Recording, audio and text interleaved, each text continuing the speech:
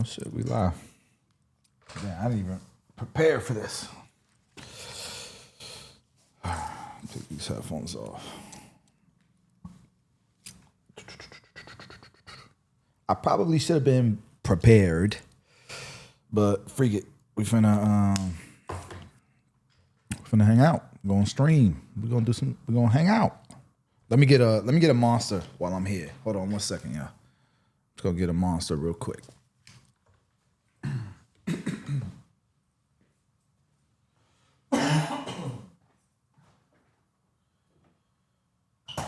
God is great. God is great.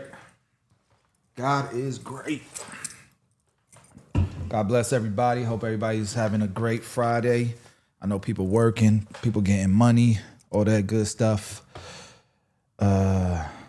Drake Clipper Hands. What's up, man? Bro, I've been meaning to text you back, bro.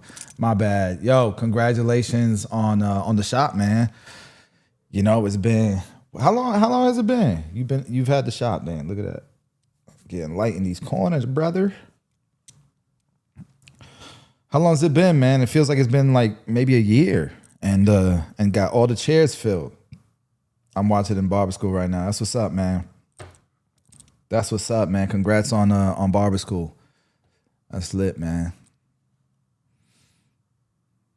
All right, so let me see if they have it. The Wealthy Barber. It's a book by.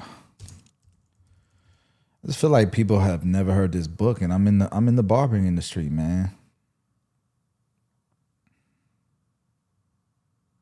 That's from 3 years ago. Let's watch this one from 3 years ago.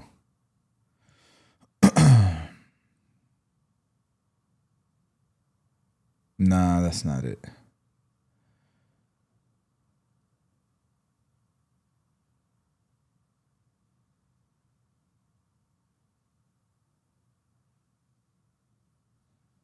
If the highest, then I've done it all.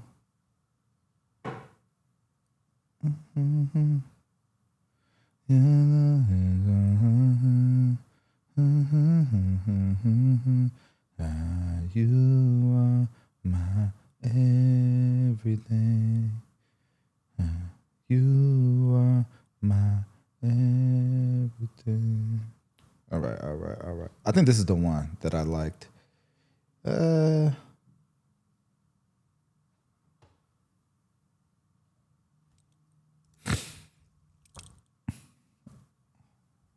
Malik, what's up, man? Jorhito, what up?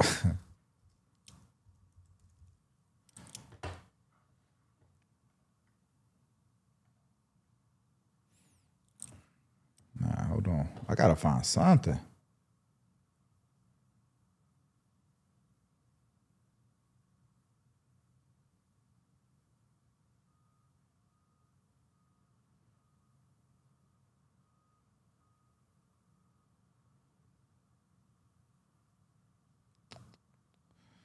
Maybe that is the better video. All right, let's watch it.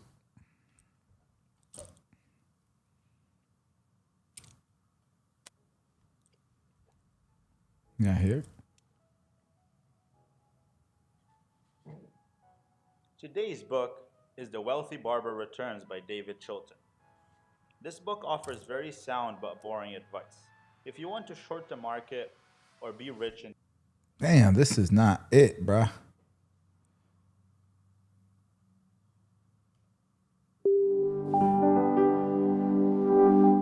Recorded Books presents an Nah.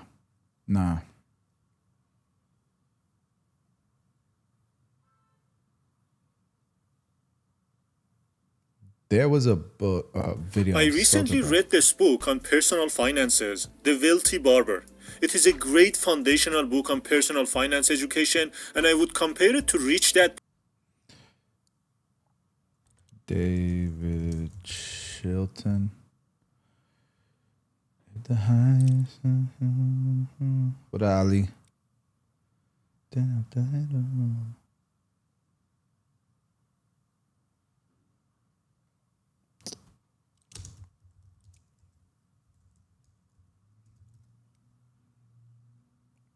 I remember there being this really good video that summarized it. Just like that book, but the voice was killing me, so.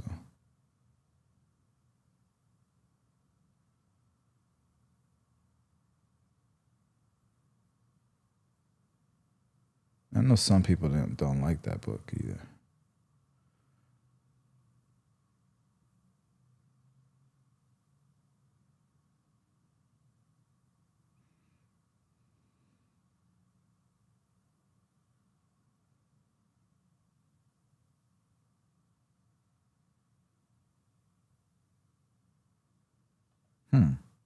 Welcome to the Deep Dive. Today we're tackling a topic that touches all of our lives, personal finance. GDP. Use goods to sort of... This sucks. I thought I was going to be able to just pull up the video. I should have been better prepared, yeah.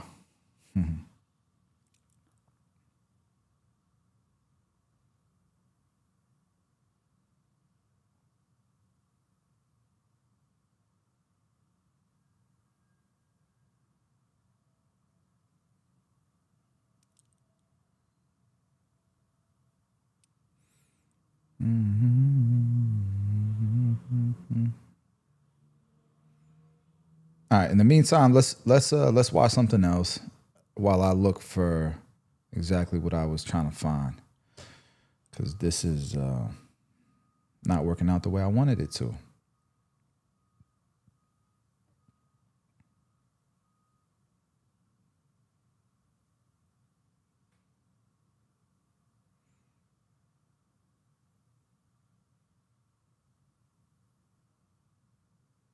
Hold on, man.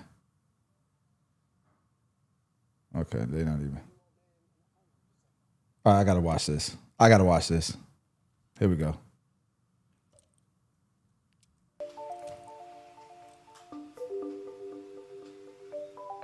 So Figure designs and manufactures humanoid robots, and the goal is to be able to do as much stuff a human can as possible in the physical world. We think of a lot of ourselves as like trying to give, this is kind of a creepy, but like trying to give AI a body. How do we ultimately send robots out to the world to do everything from work in the commercial market, and then ultimately we will put a robot in every home in the world. Laundry, dishes, cleaning up the house, basically everything that a human can do in the physical world over time we'd like a humanoid to do. In late September, Time's cover shoot was a domestic affair with a humanoid robot called the Figure 3. It's the latest creation of Figure AI, a California-based startup backed by more than $1 billion in funding, which is building towards a future where humanoid robots make human labour a thing of the past. Time witnessed the Figure 3 load a dishwasher, clear clutter, and fold clothes, but even in this tightly controlled environment, the robot often struggled. The dream of general robotics, it seems, is still a long way from becoming a reality. So there were occasions where I was watching the robot folding towels and loading a washer. And it's kind of clear that it can kind of do those things pretty well, but there were times when one of the towels dropped out of the washer and it was unable to pick it up. So like, how do you get from there to your vision of general robotic overlord that can do anything you want it to? Yeah, overlord, nice. I think the short answer is we feel like data fixes almost all this at this point. And we've seen that in almost all the demonstrations we do, where even in the early stages, we would say towel folding or like the logistics use case, like it just like wasn't that great. It made a bunch of mistakes. As we add more data, it got like faster. It made less mistakes. Still had some mistakes there, and all that is started like asymptotically, like basically approaching zero. It's like getting close to human levels in terms of like we can run them for like hours and hours, and it just like performs really well. Large language models, like ChatGPT, prove that if you scale up the amount of data and computing power used to train a neural network, it would gain surprising new capabilities across the board. Figure is one of a group of companies attempting to apply that insight to robotics. The company is spending big to collect video data of humans performing tasks, like folding clothes and cleaning homes, in a bid to teach robots to do the same thing. The big question is, will it work? The company says early experiments... Ghost. You go to our customer support. You can do Instagram on official Tune45. You can go to our website, hit customer support. You can go to us, or you can even do Babyless. Go to their customer support. And we have an entire customer support team that we pay, that we employ to make sure that you guys are taken care of if you have issues with anything. I can tell you we've sold thousands of those units, and that's not normal. Something's messed up.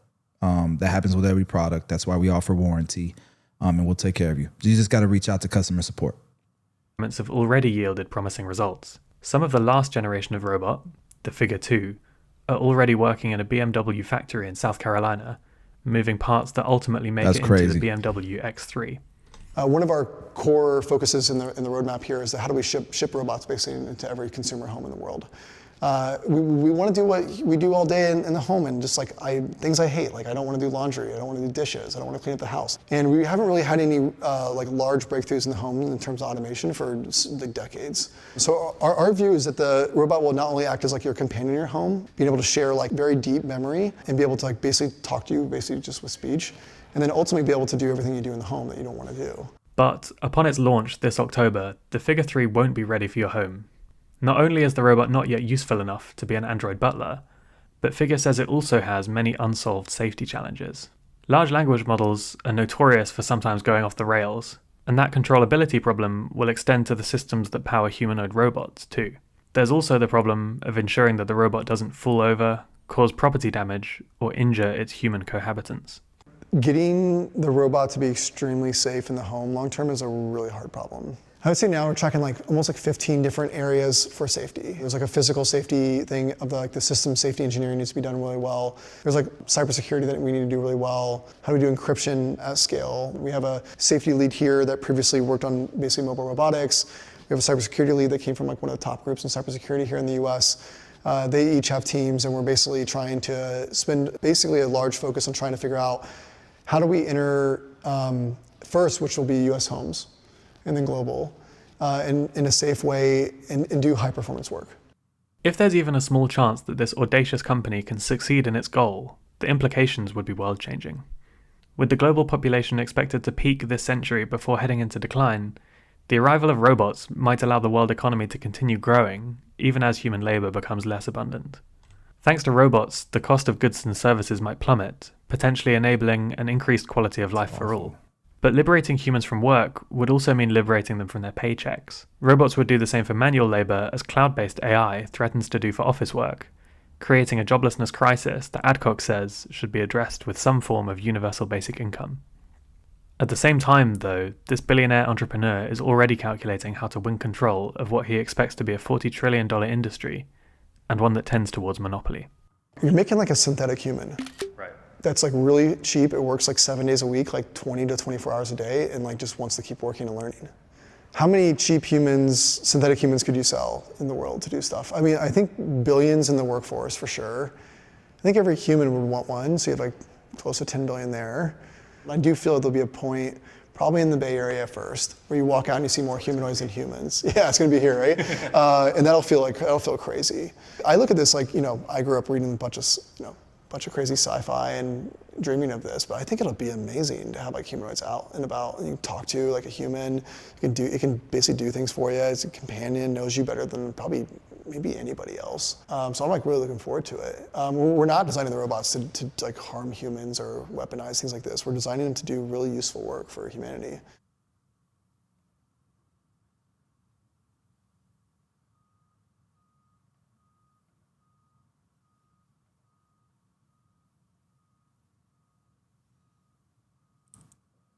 In the audience, you all know open source means open code, open weights means open training data. China is competing with open weights and open training data, and the US is largely and majority focused on closed weights. For real. For real.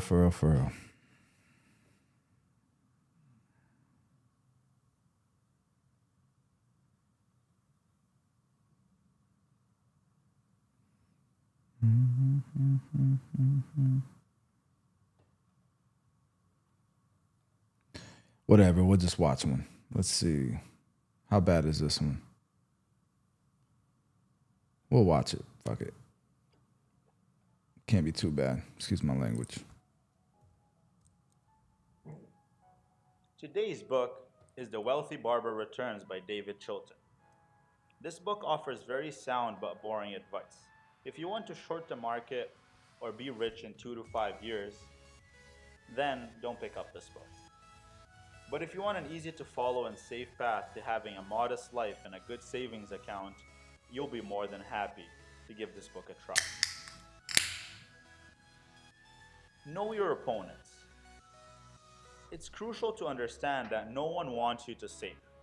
Your friends want to go out, your kid wants that new toy, businesses want you to spend, the government needs you to spend for the economy to grow, bankers want you to spend so that they can lend you some more money. So it's literally a fight of you against the world. Understand this and you'll be more prepared for battle. Live within your means. Think for a moment that you lived in a world where everyone was blind except you. Would you overspend on that car?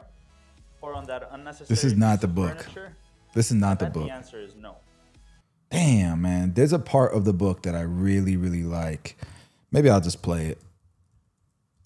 I like the story of it. I don't need to hear the do's and the don'ts and shit. I just want to hear the story of it.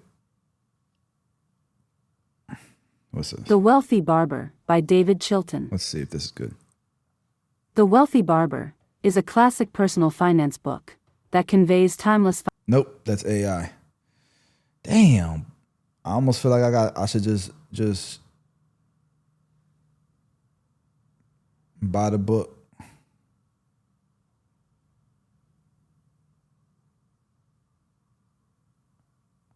I mean, play the book. I have the book.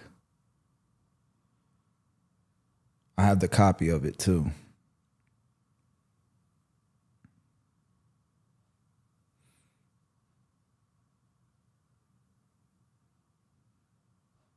Mm-hmm.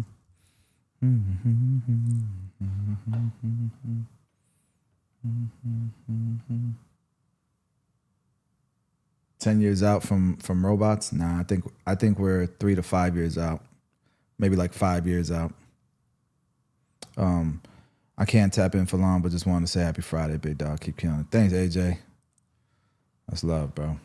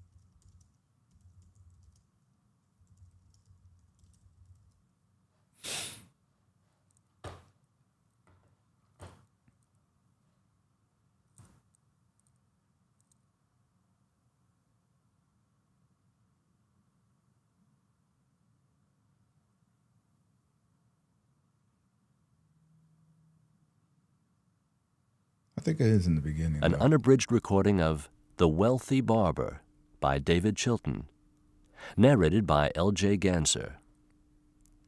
This work is copyrighted 1998 by David Barr Chilton. This recording is copyrighted 2001 by Recorded Books. David Chilton is the president of a consulting firm that specializes in teaching financial planning techniques through employer-sponsored seminars. By combining common sense and humor, David shows in this book that sound financial planning is indeed pretty simple stuff. And now, The Wealthy Barber. Preface.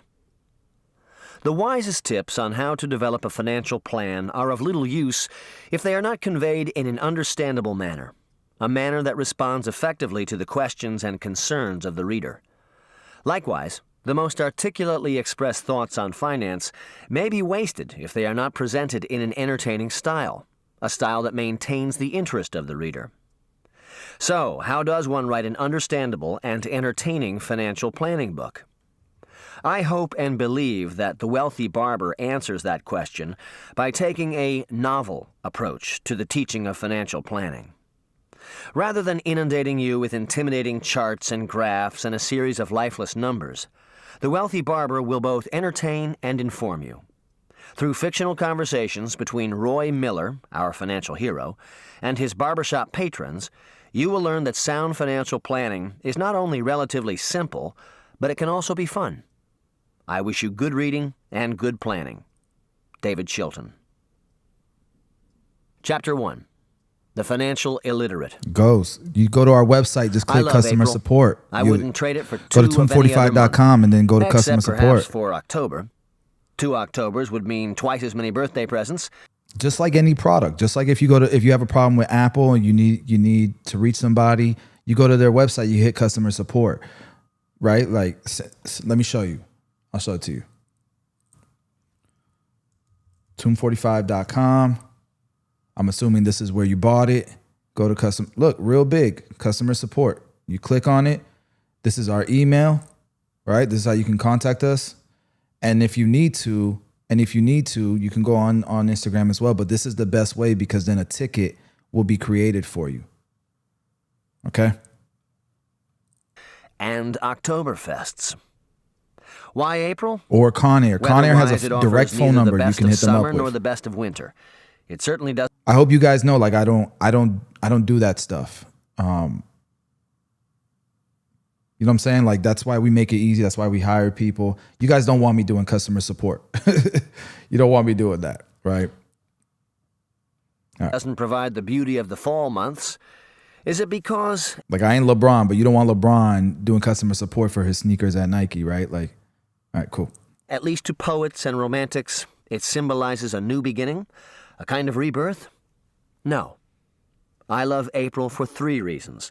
The National Basketball Association playoffs, the National Hockey League playoffs, and the essence of life itself, a new Major League Baseball season. Ah, April. Paradise on Earth. Thanks to my remote control, I can sit motionless, flicking back and forth between the Pistons on NBC and the Red Wings on Fox, while listening to my beloved Tigers on WJR. When you throw in picture-in-picture and a VCR, the possibilities are endless. In addition to being professional sports' finest hour, April also ushers in the start of the golf season and marks the return of Michigan's fastest-growing religion, slow pitch. Needless to say, my wife Susan is not quite as fond of April as I am. However, even she would rank it among her favorite months. She is a fine tennis player, and April brings with it the first opportunity in half a year to hit the ball around. She also loves lawn work and spends a great deal of time in our garden. I use the word "our" loosely. Surprisingly, slow pitch season is something Susan enjoys as much as I do, if not more. The 13 guys on our team range in age from 28 to 32, with me being the youngest. 7 are married and 3 have children. Tournaments, barbecues, pool parties, and evenings at our sponsors, Banfield's Bar and Grill, a terrific bar in Ann Arbor, are the highlights of the summer. All the wives and girlfriends get along famously. In fact, they appear to hold contests to see who can sit in the stands and pay the least attention to the game. Inevitably, when a game ends, the first thing our devoted fans ask is, "Who won?"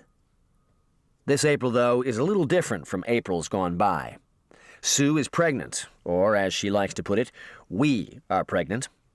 If it's true that we are pregnant, it is also true that I am handling it better than Sue. I am seldom tired, and I haven't gained a single pound over the first 5 months.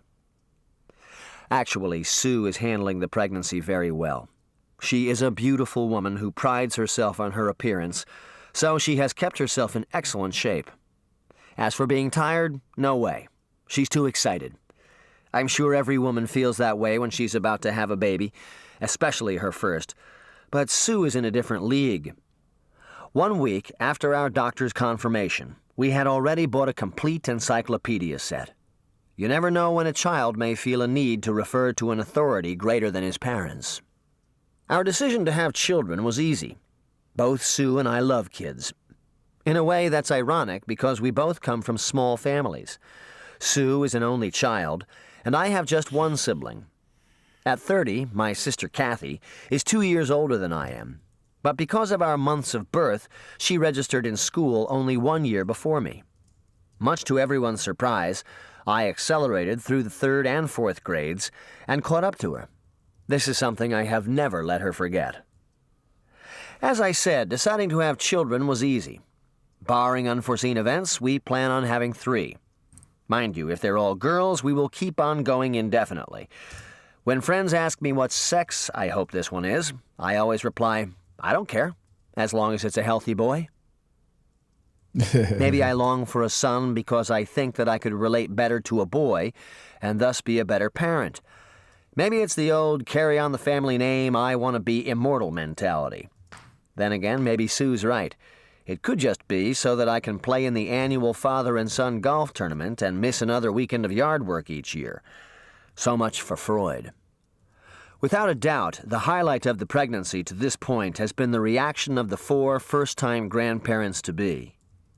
Each excited couple phones at least once every 48 hours to see how Susan feels and to make sure I'm doing the housework and treating her well. This wouldn't bother me if it were only her parents questioning my abilities as a husband, but my parents are even worse. Dad says that Mom fainted when Susan told her I shampooed the rugs, and I'm not at all sure he's kidding. Truthfully, helping with housework has been a great learning experience. Not a great experience, but a great learning experience. I now know the origin of the expression, a woman's work is never done. My wife, for example, works as a travel agent from 9 till 5, comes home, cooks a meal, does laundry, and works out. I can understand why she always hits the sack at 10:30. I've been out like a light by 9 since I reluctantly volunteered to do some of the household tasks. I can't defend my previous lack of respect for housework, and I don't have to. It's my mother's fault. The wife of a high school principal, she has never held a paying job. As with most of their contemporaries, Dad brought home the bacon and Mom cooked it. While he was at work, Mom would do all the household chores, leaving her evenings free.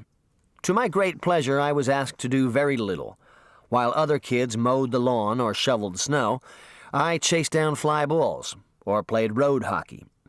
I'm not sure why my parents were so easy on me, but to this day, I appreciate it. On the other hand, Sue's parents, bucking the spoil-the-only-child stereotype, raised Sue to be a diligent worker. And to this day, I appreciate that even more. By the time we were married, she was used to doing housework and preparing meals. Being used to something, though, and enjoying it are far from synonymous. Now that I have come to realize just how much drudgery is involved in running a home, I am determined to become a new and improved person. The guys on the slow pitch team have started a pool, betting on how long the new me will last. Our pitcher informs me that the longest guess is 4 months. That is, until Sue is no longer pregnant.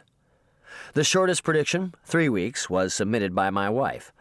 Now that's confidence.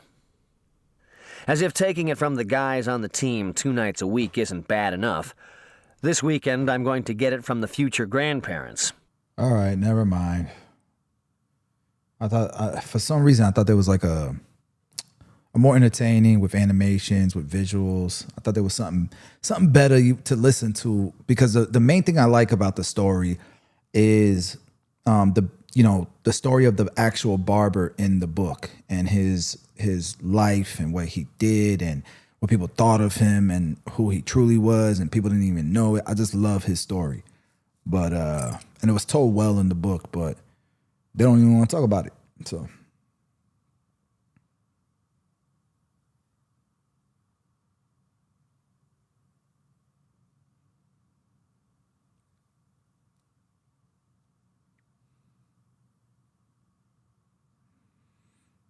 Mm-hmm. Mm-hmm.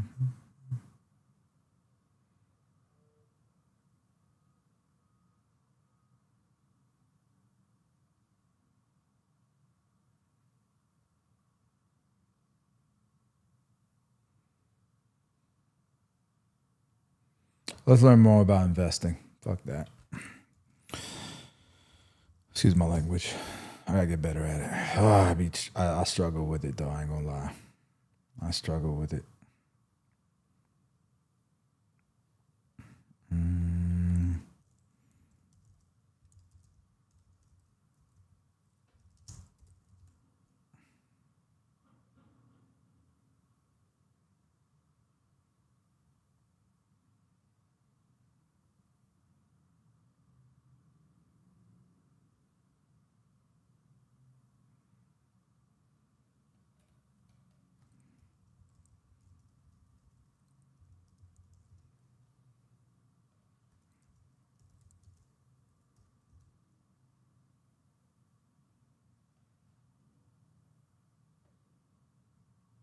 The hell is a movie called Stock Option? And I'm about to watch it. Nah, I ain't gonna do it. Because then they're gonna ban me.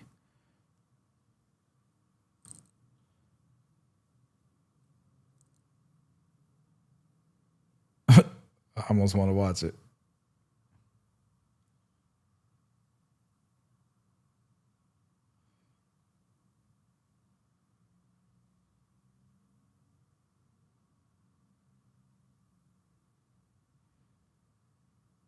All right, let me listen to this podcast. I'm going to listen to this one. Stocks. Yeah, I sell a lot of premium. Okay. So I'm an options I like selling premium too, man. guy. I'm always looking at the options market for information. I'm always looking at, Let's go. you know, there's a lot of sophisticated options tools now that are coming out because everybody is trading futures and 0DTE, SPX and Q options. 0DTE?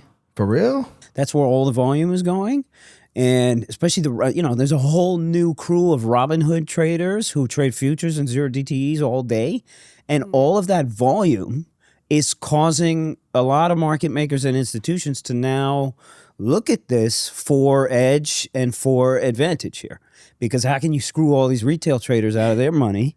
And the possibility to do it is every day now. So some of these 0DTE options, they're... What do I mean by futures? I thought futures was like commodities, like oil, shit like that, but I'm not that versed in it. So let's see. What are futures trading in stock options? Even though there's some shit there that doesn't make sense, but futures trading and stock options trading are both types of derivatives trading, meaning you're trading contracts whose value is based on underlying assets like a stock or an index, but they work very differently.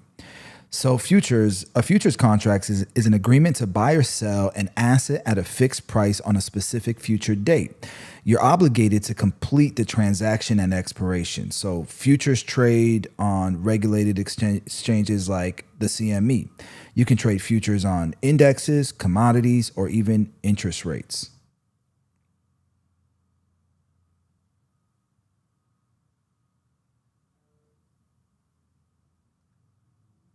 Isn't that what a stock option is as well? But I think this is saying that it's not stocks. It's indexes, commodities, or interest rates. But indexes are stocks. Okay. So if you buy the S&P 500 futures contract at $5,000, if the S&P rises to 5,100, your contract gains 100 points times $50 per point equals a $5,000 profit. If it drops to 4,900, you lose $5,000. Sheesh. Futures are typically used by institutions or traders hedging or speculating on the direction of the markets. Yep. So what are stock options? An option gives you the right to, but not the obligation, to buy or sell a stock at a specific price before or on a certain date. So a call option gives you the right to buy at a certain price. A put option gives you the right to sell. You pay a premium for this right. If you buy a call option for Apple with a $180 strike price, I see the difference here.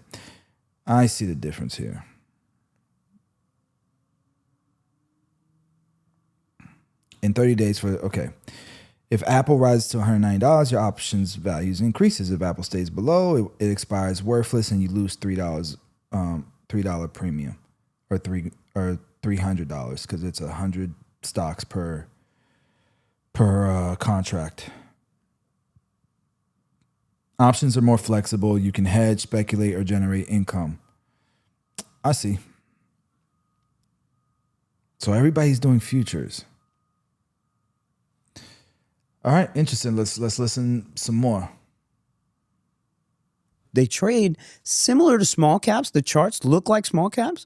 So you'll see a $0 option go to $12 and then back to zero by the end of the day. And there's billions of dollars in these options.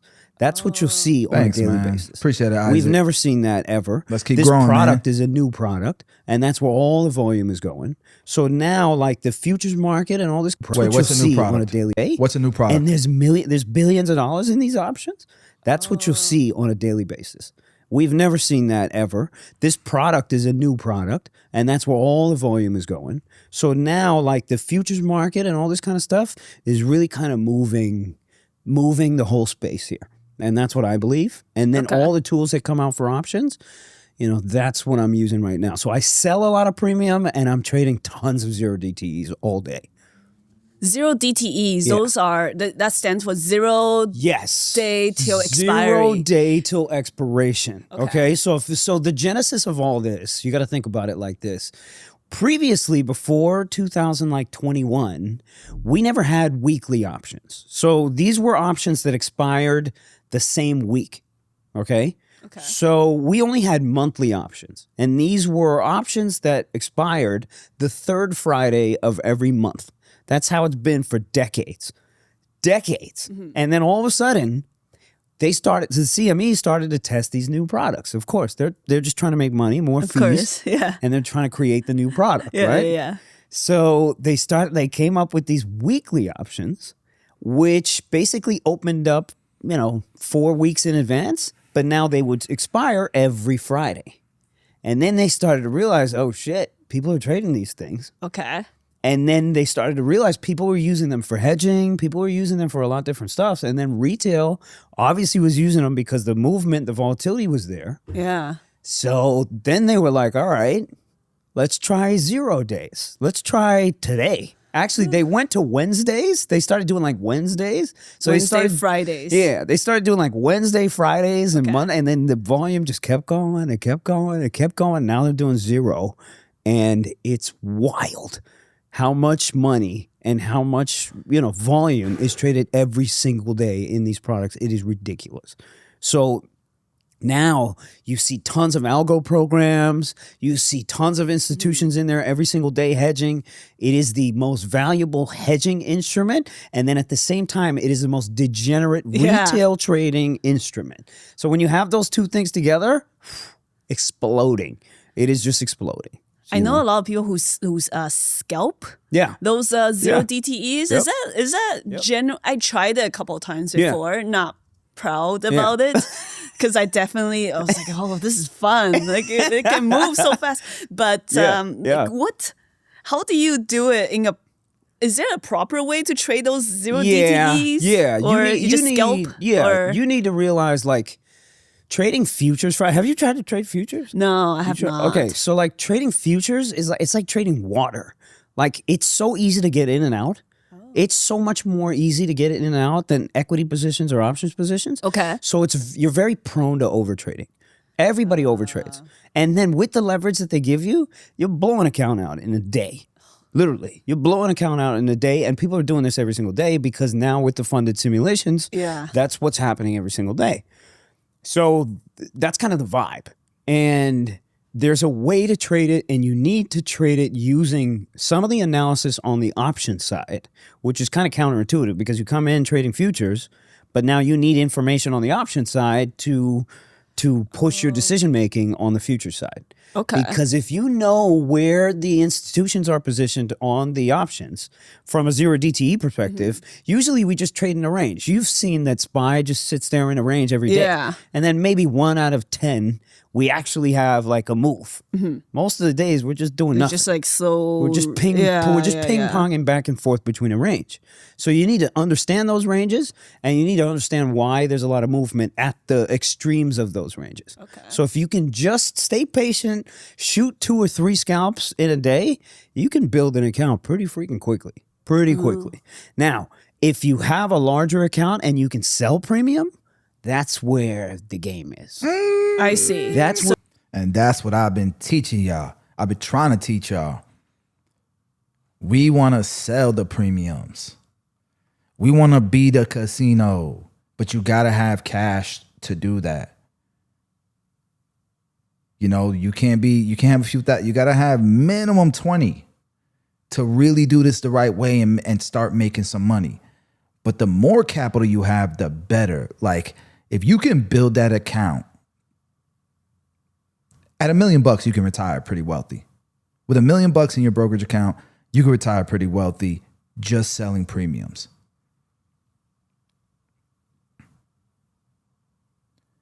With 100,000, you can make a full-time income just selling premium. And not like crazy amount, but like 50, 60K a year with a $100,000 account, you could do. Some of you guys need to just put as much money as you can into a brokerage account every single week. Work your ass off, put in overtime, and everything you can put into that account, you put into that account, because you know if you hit a certain number, it's a wrap. It's a wrap. And I'm proof. I'm proof of this. This account is now almost 5 months old. And I'm not even doing this like heavy. I put 20K into this account, and look how much money I've made in the last 5 months. And that's that I'm in 2 positions right now that I haven't closed. But they're going to be profitable. Okay. Let me show it to you guys here. 26K, $27,000. And it's been like 5 months. Here's all the trades. Here's all the trades. I didn't lose any money on any position. This says that I did, but it's because I rolled it. But I came out and made another 1,600 from that same trade.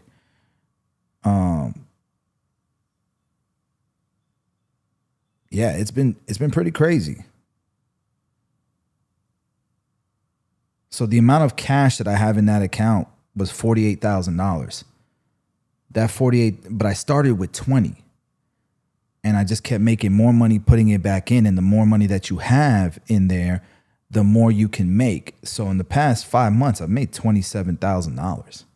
This is why I tell you guys, with 100K, you can make a full-time income selling premiums. But you got to have, most Americans don't have the capital. Let me see. What percentage, actually, what percentage of Americans have $20,000 in a brokerage account?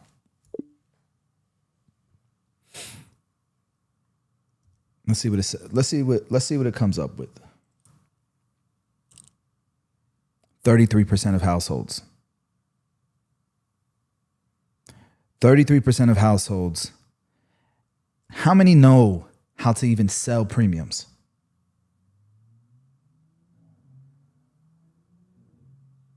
How many even know? What percentage of those of Americans know how to sell options?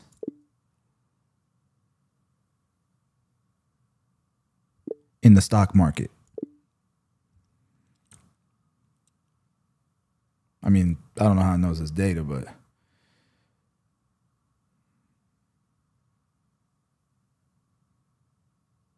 look, about 19% of investors have purchased or sold options.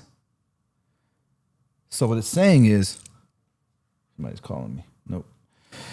Let's say 30 to 50% of Americans invest in the stock or have a brokerage account. The number they say is about 30 to 40% of Americans have a brokerage account. Okay. Of that group, only a minority have used or feel confident enough to sell options. The 19% of investors who have traded options figure gives a lower bound if you consider all investors. Maybe 1 in 5 has done it. So from all of this, it's saying that maybe 5 to 15% of Americans possess the knowledge to even sell options. So not only do the majority of Americans not have the money to do this, the majority of the people who do have the money don't know how to do it. So it's like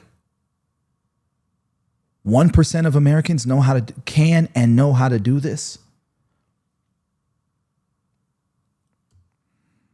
Maybe I need to stop sharing this with y'all, with people. Maybe just keep it. No, just playing. I ain't doing that. But yo, lock in, man. This is game. But at the same time, people don't really see it, man. They don't really see it because I'm sharing it. I share it left and right, and nobody's really doing it. It's crazy. It's crazy to me. All right, let's get back to this video. of the you're game writing is. it. You're writing it. So you're basically the casino, and you're selling. You're selling the. You're basically the casino. I've been saying that. The opportunity for somebody else To the Robin Hooders. Exactly. And often you're the casino in the Robin Hood that's selling to the dumb money. times because of algos and because of how they're designed and because there's so much retail volume out there, the institutions have gotten so good that they know obviously where all this retail positioning is, and they can run programs in either direction, and they can move a zero DTE option from $1 to $4, and all retail will be like, holy shit, we got to get the hell out of this thing. We're getting screwed here. And they'll bring it back to zero, and they'll bring them back to zero. So Holy all these shit, fluctuations just happen very quickly within fractions of seconds. It blows people out, and then they go back to zero. So how come? So where do you stand positioning these? Like, how come you don't get screwed? Well, you got to know where to look. You have to know where to look, and you have to stay patient until you see these volatility spikes, right? Because that's where you want to sell the premium. So if a dollar option at an extreme end of a range goes to $5, but it never actually breaks the range. Remember, options are about perception. So if it looks like we're about to break out, the premium will spike higher. Yeah. Because everybody's like, oh my God, it's going higher. And then all of a sudden, boom, no, it doesn't.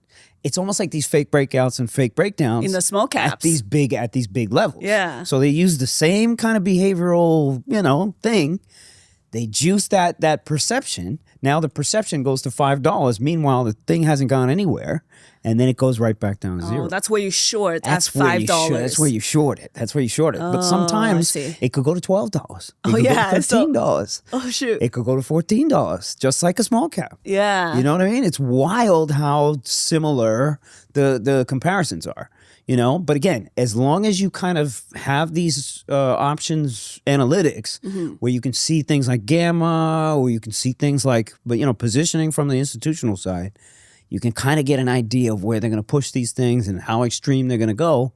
And that's where the game is. That's where the money is, though. Oh. It's once you push that perception from retail and everybody's running for one side, and then it doesn't happen and everybody gets blown out. I see. So you got to wait. You got to wait for those moments. So you have to be very. So would you say like you don't place that many trades a day? You're just sitting there. I'm just sitting observing the option sitting there, chain. just waiting. Okay. And then there's just these moments where you just get explosive zero DTE moves, and that's where you want to come in and play. The rest of the time I'll just sell if we're not doing anything, I'll just sell premium super far out of the money, and I'll just collect pennies. Oh, collect the income, right? Exactly. Okay. So you can do that on a larger account. Let's say you have $1 million account, you can make 10 grand, 20 grand every single day just writing premium. I see. Whoa. I thought 30, 40K a month. He said 10, 20 grand a day with zero DTE. If you have $1 million account, that's insane. Insane, bro.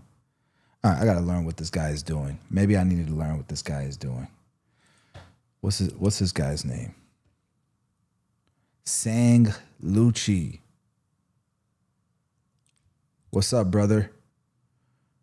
I'm locking in.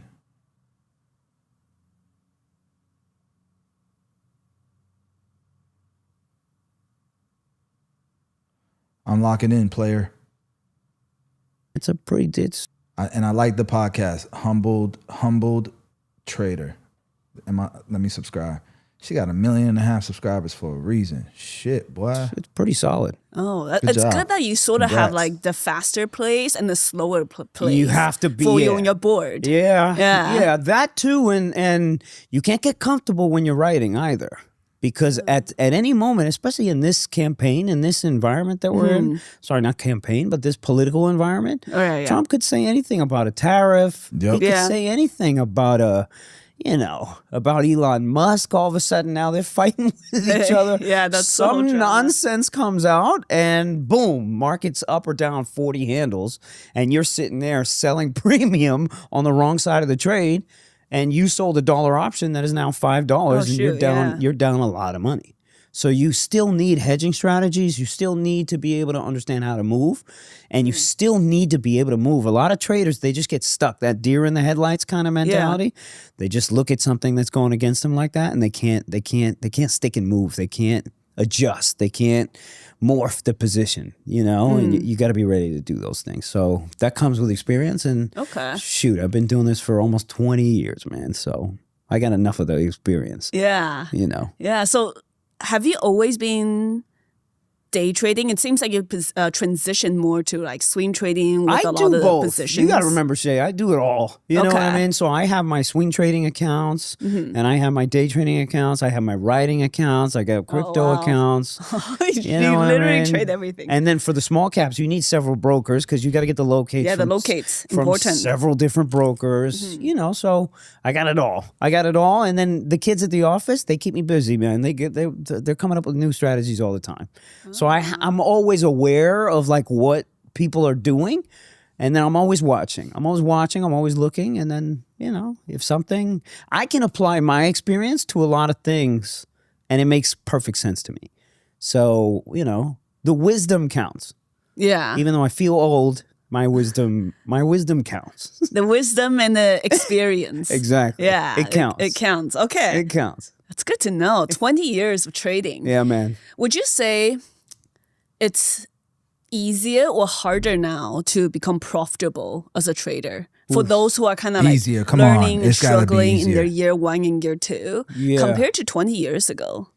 I think it's easier. Easier. I think it's easier. I would say it's okay. easier. Hell yeah, it's easier. And I'm only saying this because the access to information, Yes. the access to people who are doing it, and the access to these people who are successful, I think it's just much more prevalent. You know what I mean? So because people who are able to do it, it gives you the confidence that you can do it until eventually you get over that hurdle. And I think it's easier. I'd like to believe it's easier. And man, you go on Instagram and TikTok every day, everybody's making money. You know what I mean? Especially on Twitter or X. Everybody's making money. So apparently everybody's making money. So I don't even know if we can even have this conversation, right? Because if you go on Instagram or social media any day, everybody's making money and nobody's losing money. Nobody's losing money. So what the hell is that? You know what I mean? Right. I definitely see remember people losing.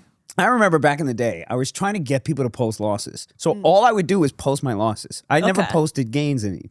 I just posted a year's worth of loss. Every day that I had a loss, boom, I'd post it. Just to inspire people I like to that. post freaking losses.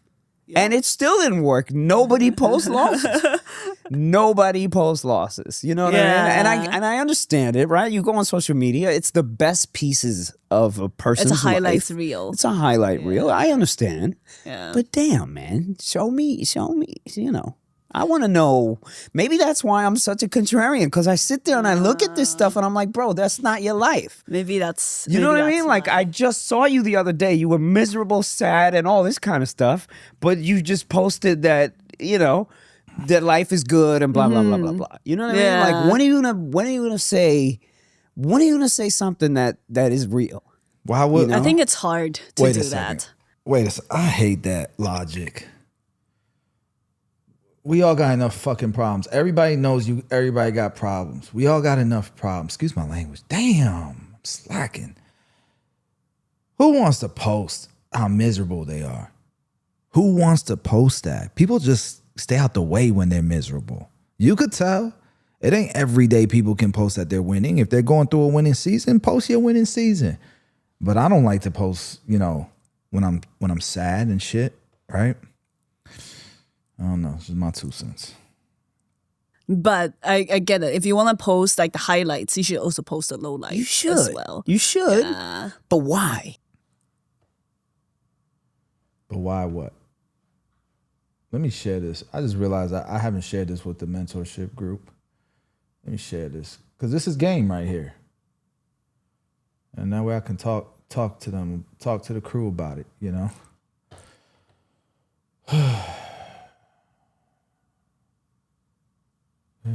You are my everything. At the highest. hell do I do this?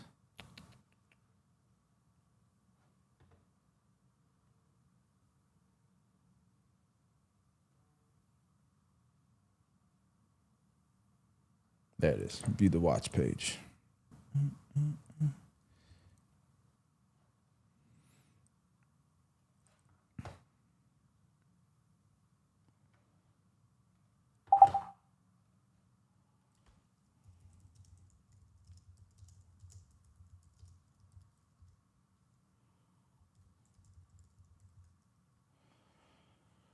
All right, cool. Let's get back to it.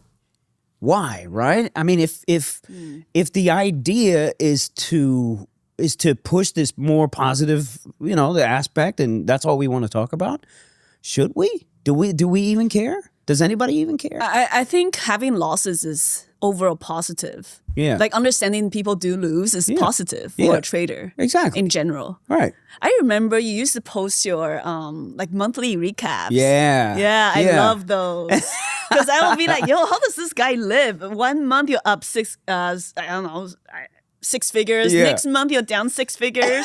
I'm just like, this guy is, I don't know if I can live his life.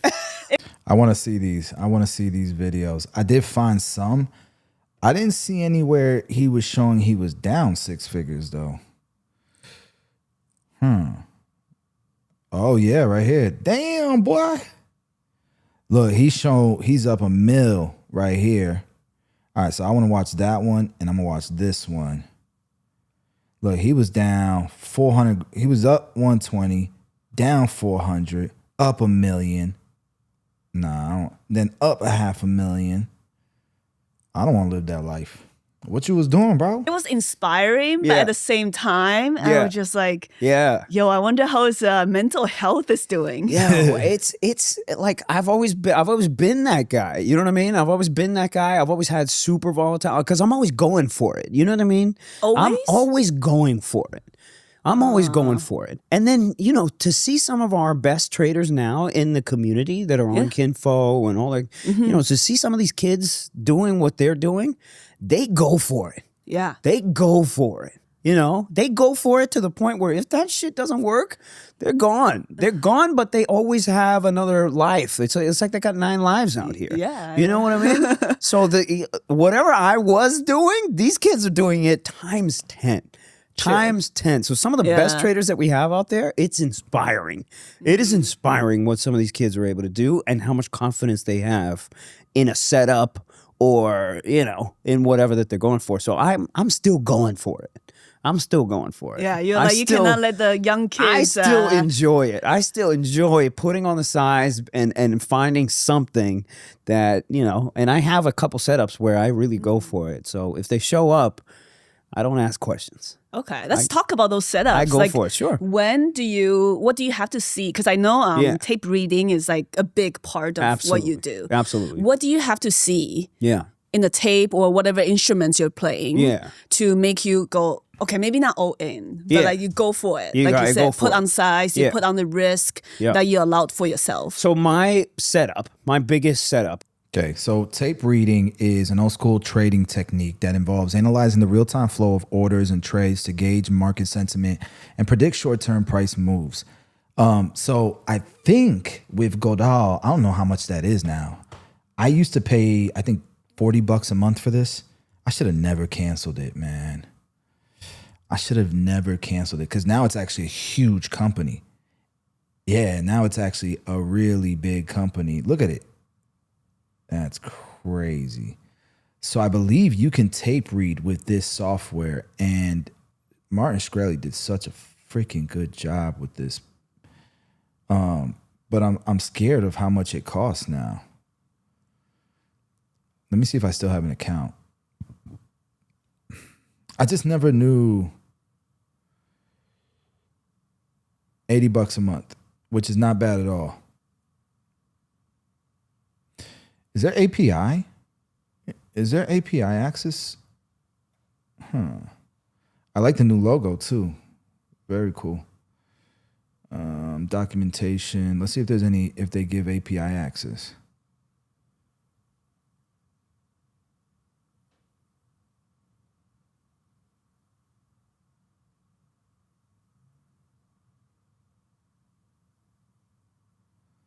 My only thing with it is like you have to actually learn this shit, and I guess I just didn't want to learn it. But like you can get really fast data here if you wanted to day trade or trade or whatever the hell. I don't think they give API access. All right, anyhow, let's keep listening. All right, so anyways, back in the early 1900s, before computers or candlestick charts, stock prices were transmitted over ticker tape machines, literally printed on paper. Traders would read the tape to see the sequence of trades, their size, and speed to sense whether a stock was being accumulated or sold off. In modern trading, tape reading means watching the level 2 order book and the time and sales data feeds, which I bet you can get. You can set up probably 2 windows. Watch. I like how you can just enter the terminal and actually see it. This is badass. As like a free trial. But I guarantee you some of these windows you can set up as let me see. What is it called again? It's called tape reading. Okay, let me see. I'm just gonna type tape in the search and see if it. No, quick quote, but nah, I'm not seeing it. But it's I've seen something here. It's just fast as hell. The quote monitor. Nah, I don't know. Let's keep learning because I don't know yet. All right, so in modern trading, tape reading means watching the level. Okay, so this shows the number of contracts traded, the price they were traded at, the speed of the trades, the volume on the bid and ask sides. A skilled tape reader learns to recognize patterns. For example, rapid buying at the ask equals strong demand and a possible breakout. Big hidden orders absorbing selling pressure equals accumulation. Sudden large sells on the bid is distribution or possible drop. Yeah, that makes sense. But who the hell wants to sit there and just watch that? You got to be a certain type of personality to want to do this, right? All right, let's keep going. Always is the same thing, and it has been the same thing for decades now since I started, which means it's something bigger than just technical analysis and all this kind of nonsense, right? It alludes to the fact that somebody somewhere is in control of the narrative and knows the news here before it comes out and understands how to move markets and understands how to move perception. I have no idea how these people do it. But if I've been working this same setup for 2 decades, it's got to say something, right? Wow. So this is what it is. It's where positioning is always at an extreme. So let's take it in the context of today. Okay. Today, after the conflict with Iran and Israel, we're now at all-time highs. Yeah. We've now gone way through all-time highs. Every asset class that you want to talk about is at all-time highs, including gold, including, Bitcoin, all this kind of stuff. Every single asset class is at all-time highs. Now, every single day that you try to look for, every single day they trap shorts. They trap shorts every single day. They try to create the perception that, hey, there's a sell-off coming, or there's some news on tariffs or something like that. They create these vacuums. Trap more shorts, keep going. Trap more shorts, keep going. Until eventually, the sentiment becomes so incredibly extreme to one side, right? And they are able to catch everybody on that side of the trade. And it's so palpable that everybody's convinced that that's it. We're going to keep going. We're going to keep going. We're going to keep going. Now, it always happens in conjunction of some news somewhere. At some point, some news is going to be dropped, or some, statement is going to be dropped, and then all of a sudden the rug gets pulled. And that's at when everybody is at their most vulnerable point where they have to sell and everybody just starts booking profits. That's going to happen soon. It's probably going to happen this month or next month. Oh, shoot. Okay. Right? And then we're going to have a 100-handle pullback in the market. That was, did that happen? Did the market tank at all in the last 3 weeks?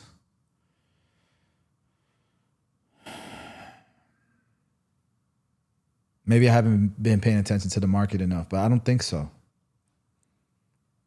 Right? Because these are healthy, they need to happen. But they can't just allow anybody to walk into these trades. So they got to pile everybody on the wrong side of the trade until everybody is long. And then once they pull the rug out, everybody's positioned on the wrong side of the trade and the tape becomes one-sided.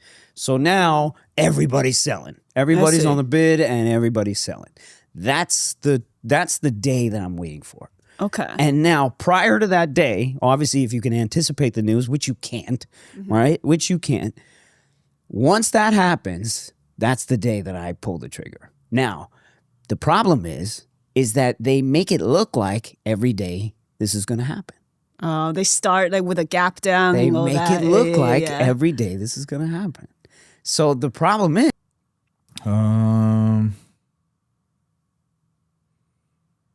no, there's been like 2% drops because of tariff news and shit like that, but there hasn't been anything significant in the last 3 weeks. So is that most folks, you rack up losses until finally you hit that point, where either you can't go, you're frustrated, or whatever the case is.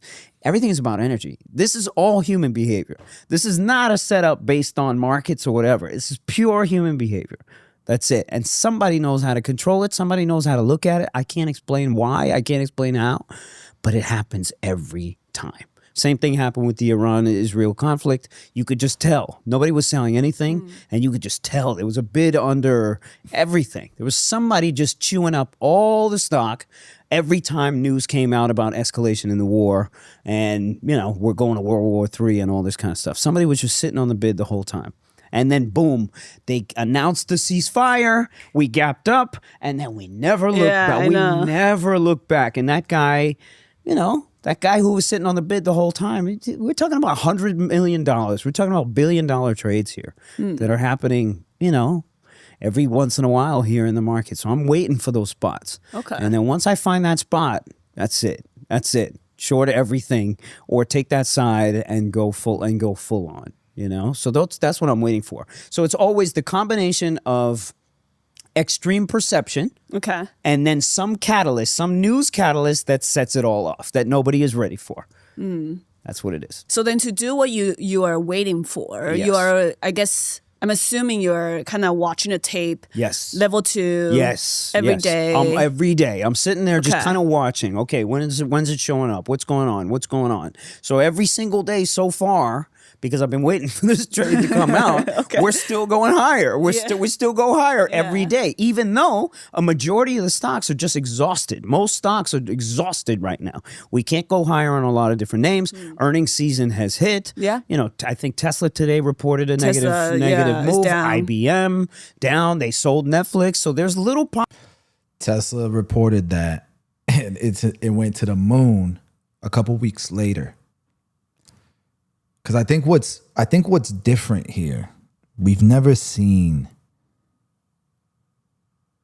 a technological change like this. I mean, we have, but we haven't seen this in a while. We wanted it to be the blockchain and crypto. I'm not saying it wasn't huge, but it's not to this level. It's not to the level of the internet. And I think that's what's happening here. There's so much capital being printed and pouring into the stock market and into private equities. And the reason why is because we don't have companies competing. We have countries competing. to try to own as much real estate in the AI industry as possible, with robotics, with large language models, with chips, with energy. It's just it's a new reality. It's a new normal.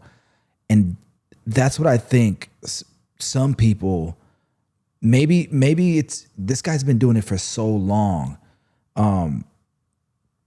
that sometimes it's just, oh, here's another one, here's another one, here's another one. This is not another one. This is different, I think.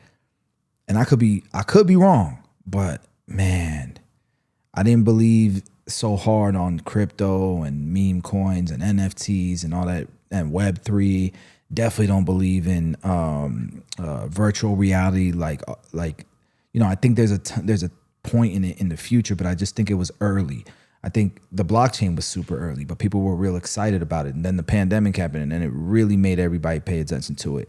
And then you had people who never even looked at a stock before putting money into freaking Coinbase or Robinhood to buy crypto. So there was so much capital being poured in. But there's a lot of capital being poured into AI. And as long as AI keeps growing the way that it's growing, and I'm not talking about just technologically, but it has to be adopted by consumers, by the masses. Large language models is chipping away at search, but it's if you really think about it, how many people, let me see, how many Americans depend on AI? I don't know if I'm going to get some actual real data, but it doesn't hurt to. So 62% of adults say they interact with AI at least several times a week. Okay. That number is going to be 100% one day, number one. And it's going to be 100% at every day, not several times a week. And then you add in some autonomous driving, then you add in some robotics, and then you see what I'm saying? Like, then you add in your phone. At some point, people are barely going to be using softwares anymore. They're just going to be talking to they're going to be plugging in all of their things, like their bank account, their car keys, their house keys, and like literally just saying, Grok, open my door, my house door. With an MCP or API connection, it's going to trigger it. Boom, it unlocks. You're good to go. Like it has to have mass adoption, and I think it's going to. And if it does, there's so much more room for growth, to the point where levels we never thought were possible. And then everything's going to seem cheap again, because there's going to be so much capital out there. Everything's going to just feel like that $10 or no, now it's like $13 Big Mac is going to feel like $5 again. It's not going to go down to that price, but it's going to feel like it because our buying power is going to grow. That's what I think. All right, let's keep going.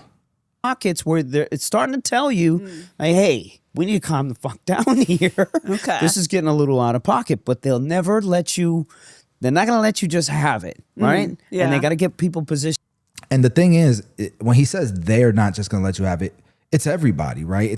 There's not like a few people that are pulling, strings here. It's, the Federal Reserve, if it drops interest rates, if it keeps printing money, if the government keeps incentivizing and giving tax cuts and giving tax credits to energy companies and to AI companies, and then you got Google and you got X, and you got all these companies giving free education for anyone who's willing to learn AI, prompt engineering, context engineering, large language models, that type of thing.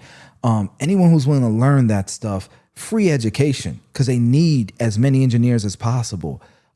Dude, these are educations that would have cost you $100,000 minimum if you went to college for it. Free. It's changing the way society, and I think that a lot of times Americans, They always look at things from a monetary perspective. Currency, right? How much money does this person have? Oh, they only make $15 an hour, or they only make $10 an hour. Dude, at $10 an hour, you now have a new car. You can still today have a flat screen TV. Like, there's people who make $10 an hour. Don't get me wrong, they're broke. They're poor. Don't get me wrong. But poor people these days have flat screen TVs, have an iPhone, have Jordans. You see what I'm saying? Like, in America. And so it sometimes we forget that quality of life and how much time you have to live. It's changed because of technology, because of leverage. People have working remote had become normal. Not just that, but just working on your own time, the flexibility of turning on Uber and I know you can't afford anything. I get it. But I'm talking about the quality of life.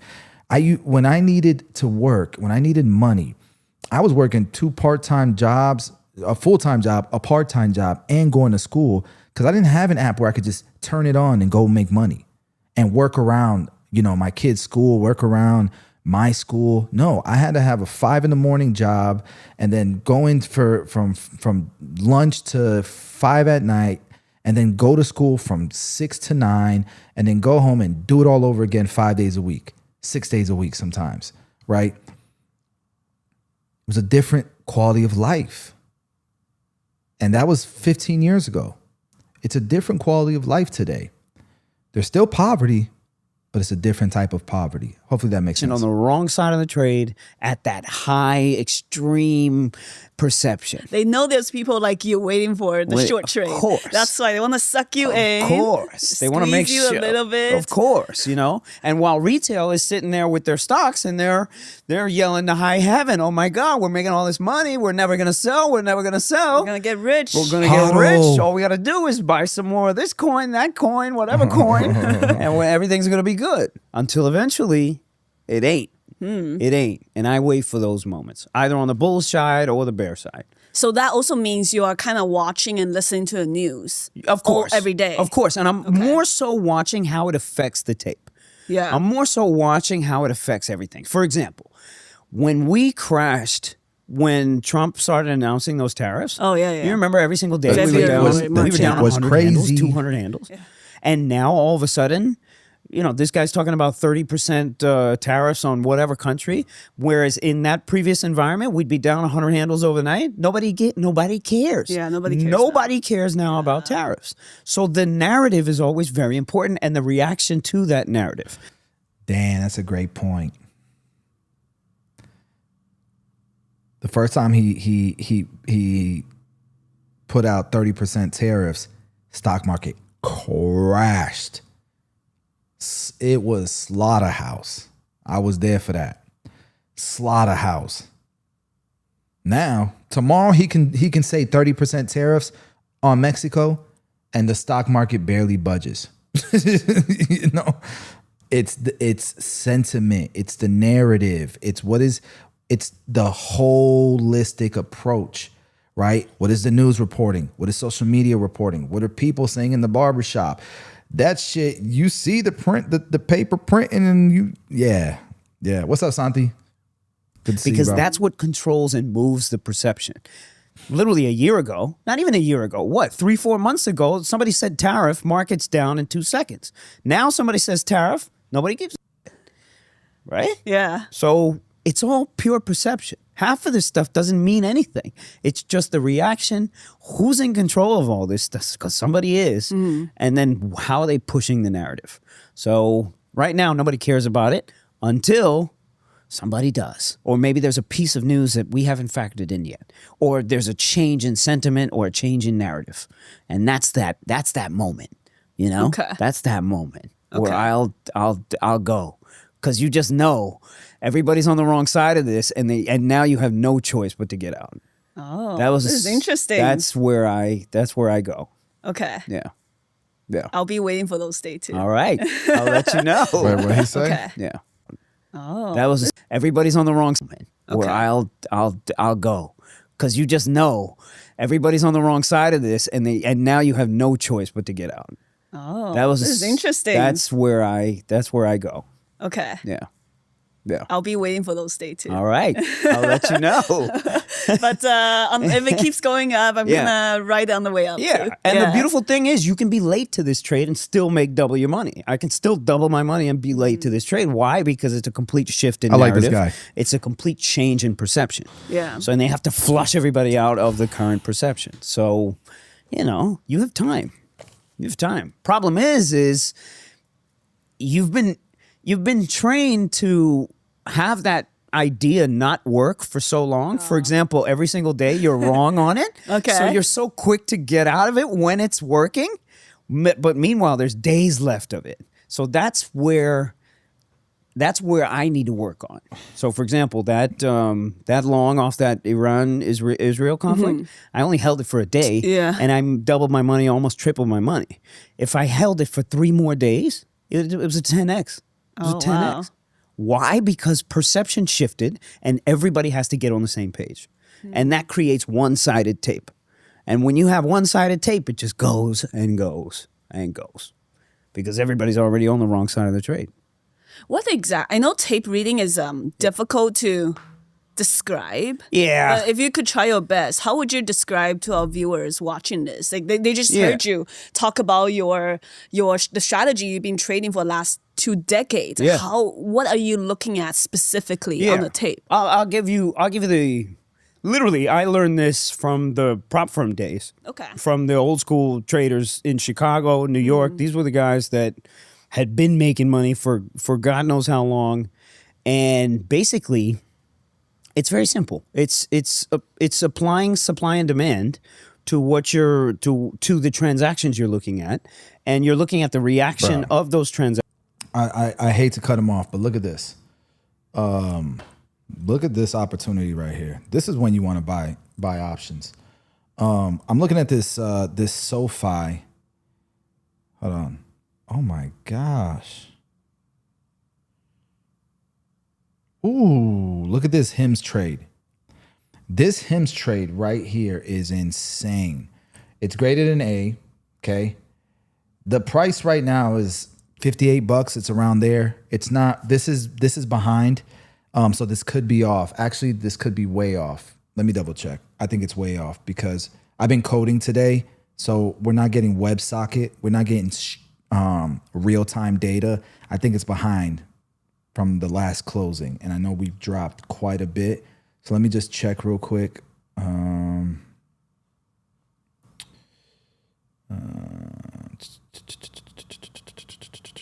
Actually, let me go to TradingView.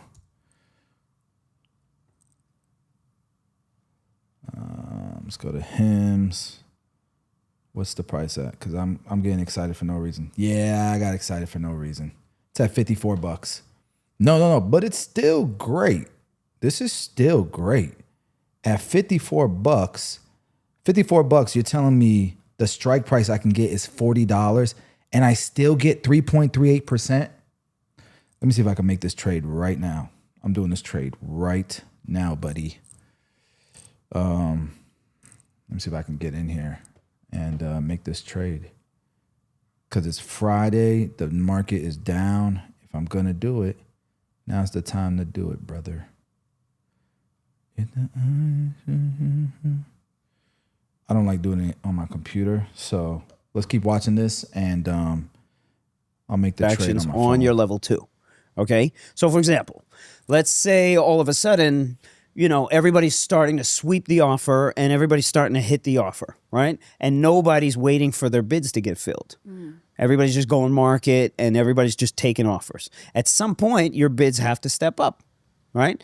And then if that continues and people are still hitting the offer, your bids have to continue stepping up. So it's kind of like a demand here, you know, in the current moment is higher. That's why nobody wants to wait to get their bids filled. And they're just buying the offer or they're just going market. And that's what pushes stocks higher, right? Okay. Or if you have a giant offer, let's say for 100,000 shares that's sitting on an offer and somebody buys it and somebody puts a bid up there for another 100,000 shares. You know this guy's looking for more stock. Robinhood looks good and now too. Everybody's going to start buying in front of him. Right? So now like I'll put a 10,000 offer, I'll put a 10,000 bid in front of him. So now this guy can't get filled for his 100,000 shares because I'm ahead of him for 10,000. So he's like, oh, screw this guy. I see him with his 10,000 shares. I'm going to move my 100,000 shares up. Right? And then it just becomes a perception. It's perception. Everything is tape is perception, pure perception. But how do you know that's real? People talk about that all the time. You know it's real if it sits there on the book and you see the transactions cover that 100,000. You know but what I mean? only if it goes through, right? If it goes through, but you'll see the transactions. You know what I see. mean? So people are so worried about what's real on the tape. Look at the damn thing. Most people just don't look at it. Most people don't look at it and read the transactions too. Sure, if somebody puts 100,000 shares up and takes it off, that's not real. However, oftentimes there's a reason why they do that. Sometimes they just flash the order out. Now everybody's looking at it like, oh shit, I got a buyer back here. I'm going to start buying. And they do this to create a reaction. Right now. So there's a game. There's taping. Right now, Robinhood, you could do Robinhood at 110. It's free money. Right now, the price of Robinhood is $143, right? You could buy the $110 strike price. Hold on.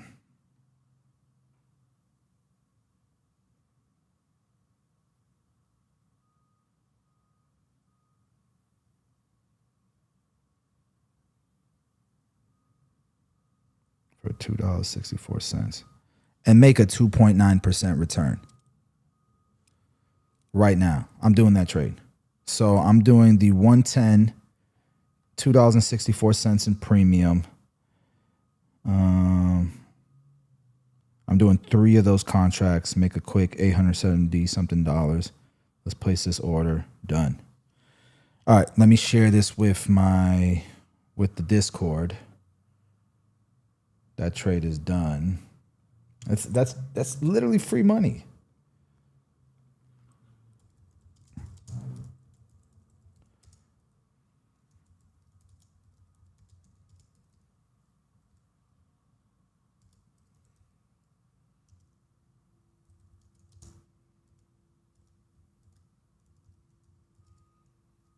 Premium for $2.75 premium.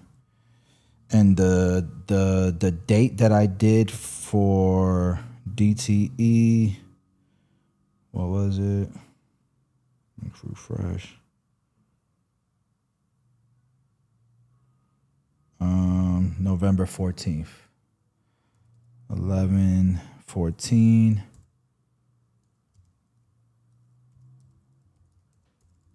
Expiration. And by the way, the delta on that, what was the delta? I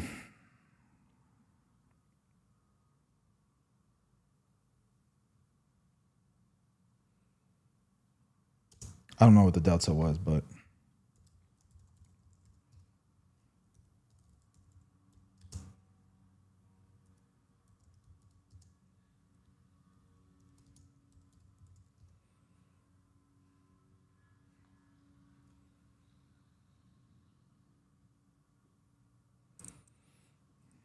the stock is currently at 145 or something like that. What's that? What's him's at?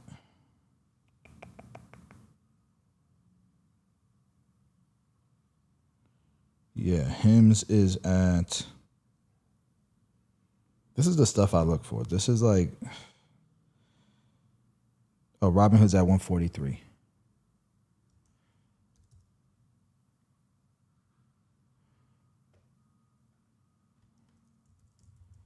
It has to go below. It has to be below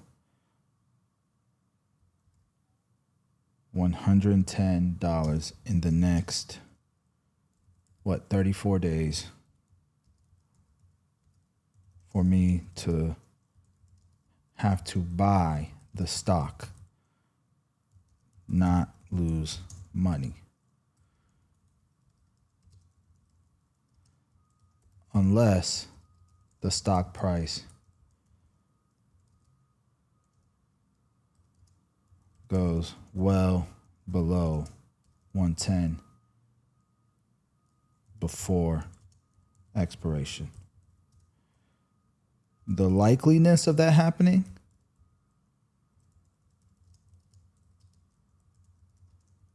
would have to be a crazy event.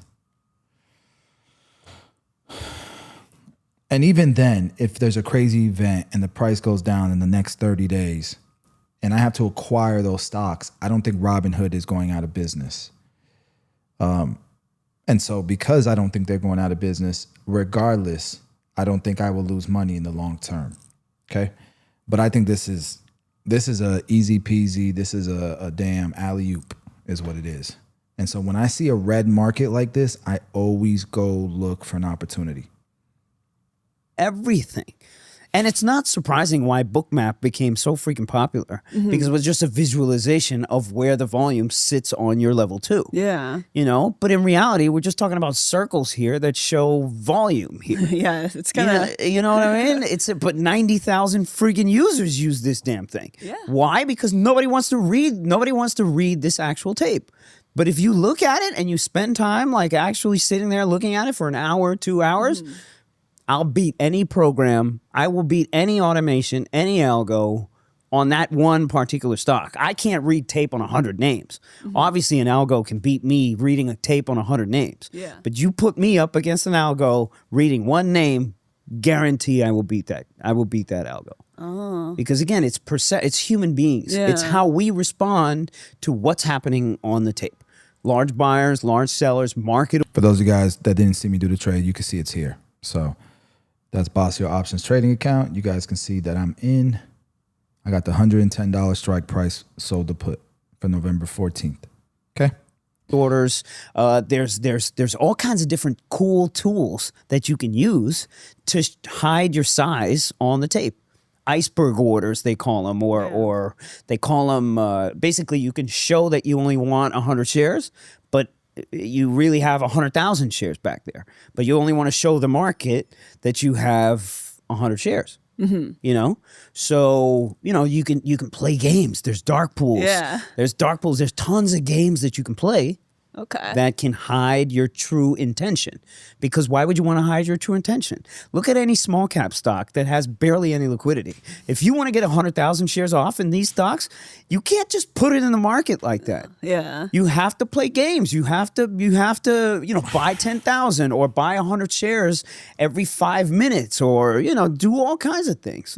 So people don't understand that's how these things exist. There's millions of dollars invested in creating algo execution programs that do just this. Because nobody wants to affect the price of the stock. Yeah. If they want to buy and sell 2 million shares or 3 million shares. We're just trying to find whales here. People are doing it now in crypto all day. That's what I was going to say. Because crypto is a free market. You can get the data all day. You can just download all this data. It's already it's free. You don't have to pay for it. In stocks and equities and options, you have to pay for historical data. You have to pay for real-time data. You have to pay to store it. You can't analyze it like anybody else, like crypto can. You can't do any of that. So it's harder to find it in the equities market versus crypto. And that's all crypto is doing. Oh my God, somebody, some big whale just moved out of... I have real-time options and stock data that I pay for on a monthly basis for the API connection and for WebSocket. So it's streaming data. I could build that out onto this software that I built. But I don't think there's a use case for it right now because most of my followers don't know shit about stocks. But we're trying to get everybody there. And then we'll be able to utilize, and I can continue to expand on tools like this to help us make more money. Like I just used it just now to screen stocks and find stuff at a great price. Now, it's not working 100% at the moment because I'm adding some features to it as we speak. And I'm not a traditional developer, so I'm using AI and shit to build this, and it's been great. I went through a rabbit hole for the past 4 months learning this stuff. It's another world. I love it.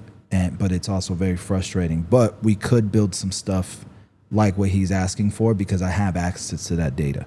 X, Y, and Z position, or they just dumped their ether, or they just went in and bought X, Y, and Z, and then all of a sudden the whole market floods in on that particular move. It's the same. It's the same we're talking about. But people are scared of it still because they don't want to. They don't want to read this stuff. They don't want to. In my opinion. So you read the tape. Yeah. Level 2, time and sales. Yeah. Do you don't use any you don't do any technical analysis, charting? I think these days you have to do some of it because again, so you do use it. I do, but I also always understand that at some point it's not gonna matter. When that big perception change happens, all your technicals go to none of it works. And that's the point. That's the point. Because it's been working for 9 days out of 10, and that 10th day comes around and none of your levels work. And none of your you're technicals... talking about when everything tanks, none of your whatever support level is going to work. Exactly. At some point, it doesn't work anymore. Because it's designed to just work in these ranges where there's big inflection points and there's big volume and all this kind of stuff. And generally speaking, it works. You can create consistent strategies off of it all day. But at some point... That one day. At one day or 2 days or whatever, it ain't going to work. And those days, that's where the real money is made. I see. Because you're waiting on your shit to work. It ain't working. And you're going to keep dumping money back into this. Yeah. And it's going elsewhere. It ain't. It's going out of your pocket into somebody else's pocket. Okay. And you also, I guess, what's your stance on indicators? Do you use them or no? I use now options indicator. I use now options, again, gamma levels. These are where market makers are positioned. These are where if remember, they're the ones that are selling these options to us. Yes. And if they're caught on the wrong side of something and they need to hedge, they create big moves in the market because they know they're screwed. And they just need to position themselves around so they can stay delta neutral, but they can't do it unless they move the markets to be able to do it. So if I can tell where a market maker is screwed, I can make a lot of money.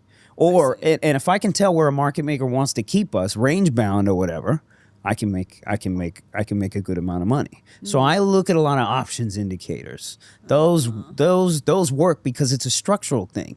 It creates the behavior in the market. It's not something that is produced as a kind of like a delayed indicator, so to speak. That's just kind of reading what's going on, like a VWAP and all these other things that people use. These things work up to a certain point. Yes. And then at some point, they stop working. Oh, okay. Yeah. I don't know that much about options. Yeah. So, what's an options indicator? Like what you just said, the Greeks? Yeah, well, it's not really the Greeks. Again, like I'm saying, dealer positioning and market maker positioning. These are the indicators. And I built the whole suite of products. I don't know. With Verizon, I don't think it really matters. Verizon's one of those stocks where it's a legacy company. There's not a lot of room for growth for Verizon. They don't really invest a lot in research and development. It's not like they're creating shit the way that, for example, in an NVIDIA or, they're not really inventing new technologies, and they're buying other companies, and it's hard for them to grow. You know what I mean? When there are more cell phones in the world than there are humans, and population is going down because people don't want to have kids. You know what I mean? The future's not very bright, but they do give great dividends. Spotify, I don't know, and I don't see the correlation. It's not like Verizon's really considered a tech company. It doesn't trade at crazy ratios. So I don't know. I'd have to do some research, maybe hear some opposing views, why it's tanking, why it's not, and then that's how I usually do it. And then I just kind of weigh their logic and come up with my own. To just look at this. I see. So these are the indicators that we use in our world, and it helps us trade zero DTEs. It helps us know when to sell them. It helps us know when to buy them. It helps us know when these volatility spikes are probably going to calm down. these are the levels that we use, and they're so helpful to futures traders, to options traders, to people who trade large caps. Yeah. Do you think newer traders should start with just underlying stock, or they should start with options? I think they should start with underlying stocks 100%, because if options you have to layer on an added level of complexity to something that is already there, right? Because options are a derivative of the underlying, equities, you know what I mean? So you have to understand if we're talking about understanding the markets, you got to understand what the fuck you're trading first. Yes. You gotta have that belief. Exactly. You want to hop into an option that you don't even understand. Yeah. You don't even know what the underlying it is that you're trading. Like, come on here. Okay. So you have to start with the equity first. And zero DTEs? And the zero DTEs you'll get to once you start to understand them. Okay. Obviously people look at zero DTEs as a way to just print money and to just, 2x and 3x your account every single day. It doesn't work like that, Oh, it doesn't? I mean, on social media, it works like that. On social media, it works like that. There's some badass SPX zero DTE traders, by the way, on Twitter. Some really good ones that they'll put up numbers and you'll be like, holy and they'll take, what they'll do? They'll take lotto tickets on those same volatility spikes that I'm talking about, and they'll just take lotto tickets all day.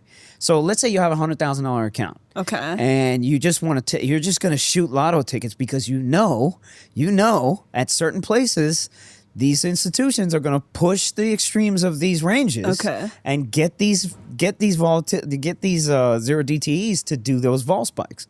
So you'll take a lotto ticket at $1 option, and you'll know it could either go to zero or you're making 5x on it. Right. So you put $1,000, $2,000 on each one of these things, and you'll hit both sides. You'll literally hit both sides. You just got to be patient, know when to shoot, and that's it.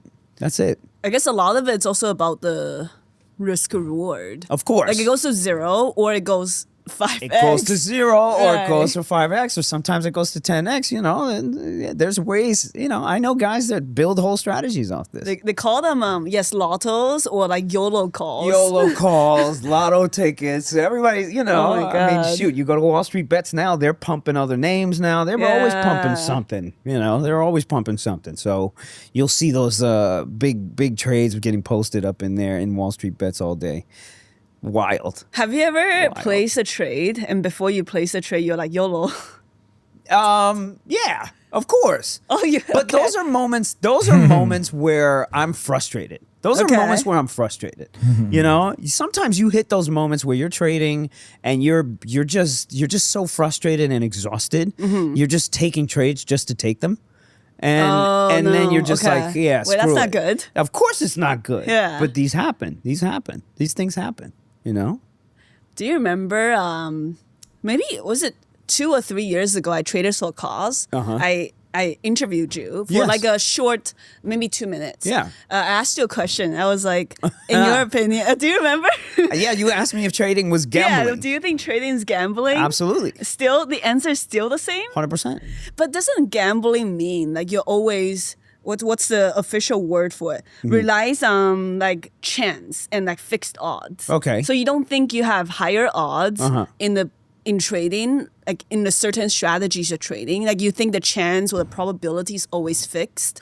Well, Fund here's what I account is think. looking nicer. I think in this day of social media, you have to create these narratives that make everybody feel good about what they're doing, right? Sure. So you tell somebody that they're not gambling, and because they're stock trading and there's a So little by little, this is getting nicer. Software I've been working on for 4 months now. This is the booking calendar, very intuitive, drag and drop, but man, it's not easy. It's not easy. I got somebody coming to help me out here soon. Hopefully, we can, with his help, we can really get this thing cranking, get it looking nicer. Let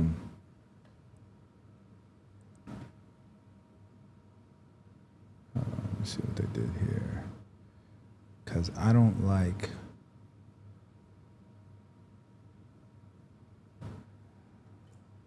I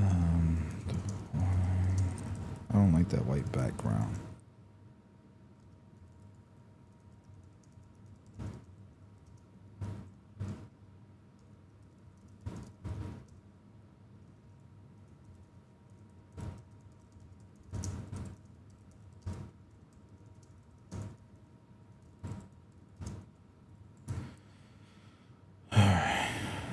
We'll fix that. Look, there's me, and I got appointments. Don't hate. Okay, I just wanted to show you guys that. Starting to become something I'm kind of Higher proud of. probability. Okay. Right? It makes them feel good. It makes them feel like, hey, you know, I'm doing something that's a step above gambling and all this kind of stuff. Yeah. Meanwhile, the emotions are absolutely the same. The same. Okay, true. That the is same, true. Yeah, if not worse, right? Okay. And then if you look at the idea of gambling and you look at the idea of a casino, you go into the casino and there's like 6 different games, 7 different games, right? You got craps, you got blackjack, you got all this stuff. And then you got baccarat.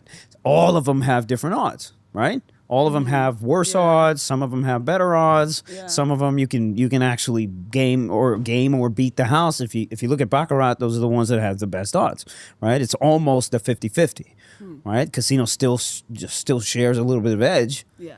But what are we talking about here? You know, we're talking about lines of we're talking about these fine lines that because of the way that we are and because of where we are as human beings, we want to sugarcoat all this stuff to make ourselves feel better.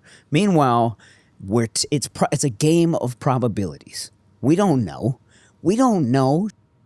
The second I put on a trade, I have no idea what could happen. The only thing is am I accepting the risk to reward? I'm going to make this bet, and if it hits, I'm going to make X, Y, and Z. If it doesn't, I'm going to lose X, Y, and Z, right? Now, as a result, emotions pop out, strategies pop out, calculations come about. All this stuff comes about, and trading is the same damn thing. So to me, we like to sugarcoat shit. We like to make things seem better than they are. Right. And sure, do we have better odds? I think I have better odds. Okay. I think I have an edge. I think I have a little bit of a house edge. But guess what? My mentality sometimes, it decreases that edge back in favor of the house. Right. Because I'm just at a weak or vulnerable moment. And then what? That's not gambling? Now we're going to say that's not gambling? You know what I mean? I guess, It's like it's the perception of the word now for us, and you can bring that to so many different words that we use. I also don't like that. Everything in that case, everything is gambling. Everything is gambling. In that you want to go to school and get a degree, you're gambling. That degree is going to actually be worth something. You want to get married, you're gambling. Is that marriage going to work out? Everything is gambling. You get in that car and you drive somewhere, you're gambling. Hopefully you don't get to a car accident. God forbid, right? So the word gambling has a connotation to it because of what the word gambling predominantly means. It's not risk. It's not risking. It's gambling, which is different in 2025. So I don't necessarily agree with him. Say one word in this day and age to any human being, they'll take that word in a completely different context and they'll get mad, upset, this, that, or whatever. That's the world that we live in today. I just think, I understand where you're coming from. Yeah. But I feel like gambling, it's like no one is that lucky enough to have gambled and still be here after 20 years. 20 years later. That's like I don't. Exactly. That's where I'm like I don't know if it's risking. 100% gambling. But it's managed risk, so it's not gambling. No. Yeah. Maybe there's some aspects of gambling, but how do you do this for 20 years? Sure. If it's 100% gambling. Go to Vegas, Shay. Go to Macau. You've been to Macau. There's some gamblers who have been doing this for decades, and they're still alive. But they're also not gambling. A lot of those guys are genius. They're counting. They're using odds. They're using math in their head. A lot of these guys, and I'm not saying card counting, like the Texas Hold'em guys, they know every hand and the odds of winning, and they're using their odds long enough, mitigating their risk or their bankroll, and they're only betting a certain amount unless there's odds, unless they have an idea of what the odds are and if they're willing to take the risk. But most of the time, with discipline and risk mitigation and math, the odds are in their favor. That's why they're always on the last table, right? And so to me, it's I guess it is a form of gambling, but it's not the same way that people look at gambling. And so I don't like the idea to say that what you do is gambling when, dude, you are studying this. You know the numbers. You know why you're making the move that you're making. You're not just flipping a coin. They're making a lot of money. They're making a lot of money. There's poker players who make a shit ton of money. Yeah. Blackjack players who make a ton of money. And everybody knows them. They have their own communities. And it's a game that over time you can beat. You can beat. And there's people who do this for a career. With enough experience, I guess. Yeah. Okay. You know? Yeah, fair point. Are there more traders? Fine. Oh, then professional gamblers. Yeah, then professional gamblers? Fine. Let's call it that. You know what I mean? And in reality, trading, just like gambling, if you feel good enough about something and you take a big enough shot and you're right, you can live off that money forever. Yes. You can live off that money forever, Yeah. provided you're not a complete dumbass. or like make 6 figures one month and like lose 6 figures Hey, next month. hey. Exactly. I'm not saying you're a dumbass. That's not what I'm saying. I'm just saying you are definitely. You're exactly right. You're Yeah. exactly right. Exactly right. So how do you like handle the emotional ups and downs? All right. With like, It's a good question. Now comes the spirituality of oh it. God, okay.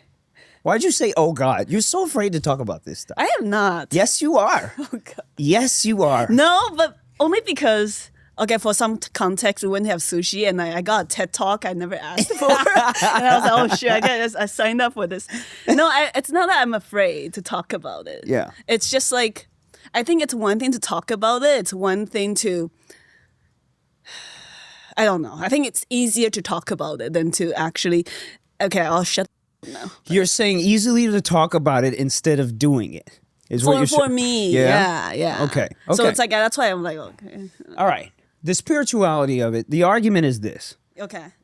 At some point, you know what your life is. You know what your expenses are. You know what it takes to have a decent life, right? Yeah. At some point, everybody realizes what that number is or where they want to live, if it's Vancouver, if it's here, if it's there, what kind of life they want to have and what it's going to require, right? Mm-hmm. Now, assuming you've been able to achieve that level or get to somewhere at that level, life becomes pretty simple, right? From a just living perspective. I go do X, Y, and Z. I pay my bills. I'm fine. I can eat. I got a roof over my head. Life is okay. Do I want more? Everybody wants more. Of course. Yeah. Everybody wants more. That's why we're trading. We wouldn't be trading if we didn't want more, right? It's completely flipped up. And then everybody wants to say, no, I'm not doing it for the money. Like, dude, shut up. You're not doing it for the money. Yeah, Like, what are we talking about here? We're trading every day to make money, and you're taking losses, and you're suffering. You're telling me just because you want to get out of here, you're doing it because you want to make money. Just accept it. Why can't people say it? I don't know why. So we want these things. We want to have a different life. We want to be able to help our families. We want to be able to help all kinds of other people with the money that we make. So from a spiritual aspect, you're good though. Life is good. You have food. You're okay, right? So in my opinion, as I'm trading, none of it actually matters. None of the dollars that I'm looking at the screen, it doesn't actually matter. If I get to these wants and desires that I have, great. If I don't, who gives a shit? Who cares? Nobody else cares. There's nobody in my life that cares. It's just me. It's just me and what I'd like to see out of life. Okay. If I'm good either way, who gives a shit? I live a life very simple. I'm on the beach every day. I play beach tennis. I trade a little bit, and then I hang out with some friends. I work on some things that I'm passionate about, and then I spend my time learning things that I'm passionate about. I love languages, so I learn languages. I eventually want to try my career in stand-up and things like that, so I'll write little notes. Yeah. I'm always writing. My daughter is always needing things. I'm like My purpose is to be useful to my family and the people around me that I care about and I actually love, right? As you get older, you love and care about less people, right? Because now you realize most people are just out there to take advantage of you, or, you know, or not who they say they are, or, you know, all this kind of nonsense. And you learn that as you go along. So at the end of the day, none of that matters. None of it matters. So if I make $1 million and I lose $1 million, does my life change? No. Could it be better if I had the $1 million in my pocket? What are we talking about here? So I can come see you in Vancouver and we can go eat omakase every day. Fine. Right. But what you know, am I going to save it for this future thing? Okay, cool. And these are some of the wants and desires I have, but it doesn't matter. So in that sense, then why do you still want to trade? To make more. To make more. But why do you want more? To be more useful. To be more useful. That's all it is. You know, my father, and you probably, because we're both, you know, first generation Asian. My father's purpose in life was always duty. His duty to his family, his duty to his sisters, his brother. That's how they grew up. This is how they grew up. This is how you move, right? You have a duty to your family to do X, Y, and Z, to make them proud and all this kind of stuff.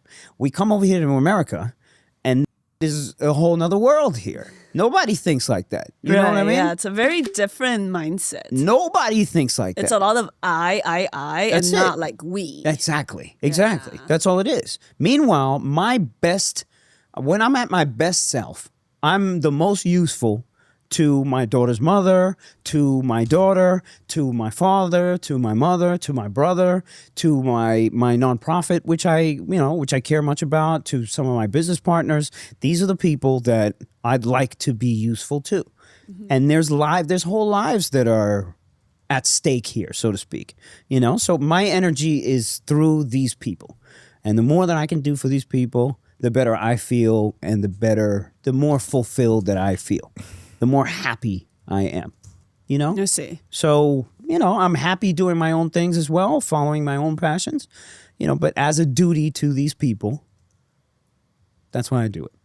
So you are trading to make money. Yes. And those money will make you be able to contribute to these people's lives. Yes. Also to my own. I'd be fool to saying I don't have ego and that I want to have. I would be a complete fool to say that it wasn't selfishly involved as well. Because you have to want to be that person for these other people. Why you, right? Why you? Why does it have to be you? It could be anybody else who doesn't care, who sits at home all day and, you know, is comfortable doing absolutely nothing, right? Why couldn't I be that person? I don't know. I don't know. For me, it's like I find my passion is being useful and to keep going. Shay, this is amazing. I mean, you have a podcast. You know, you've done 40 podcasts. You've amassed, you know, all these subscribers. People look to you as such a as this. Wait. She's done 40 podcasts and she has 1.4 million subscribers. Is this like one of the fastest growing fucking? Maybe there's a bunch of videos she's done. Oh, because she's done real content. I love her channel though. She's got it organized so well. She's got her podcast. You know, that's really cool. Podcasts. I need to do this. Videos, podcasts, live streams. So I got videos, I can have live streams, I can have podcasts, all on my YouTube channel. And just rock with it like that. That's what I need to do.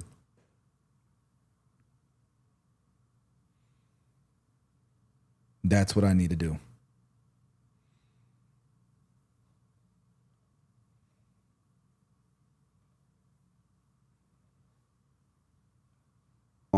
So at the end of the day, none of that matters.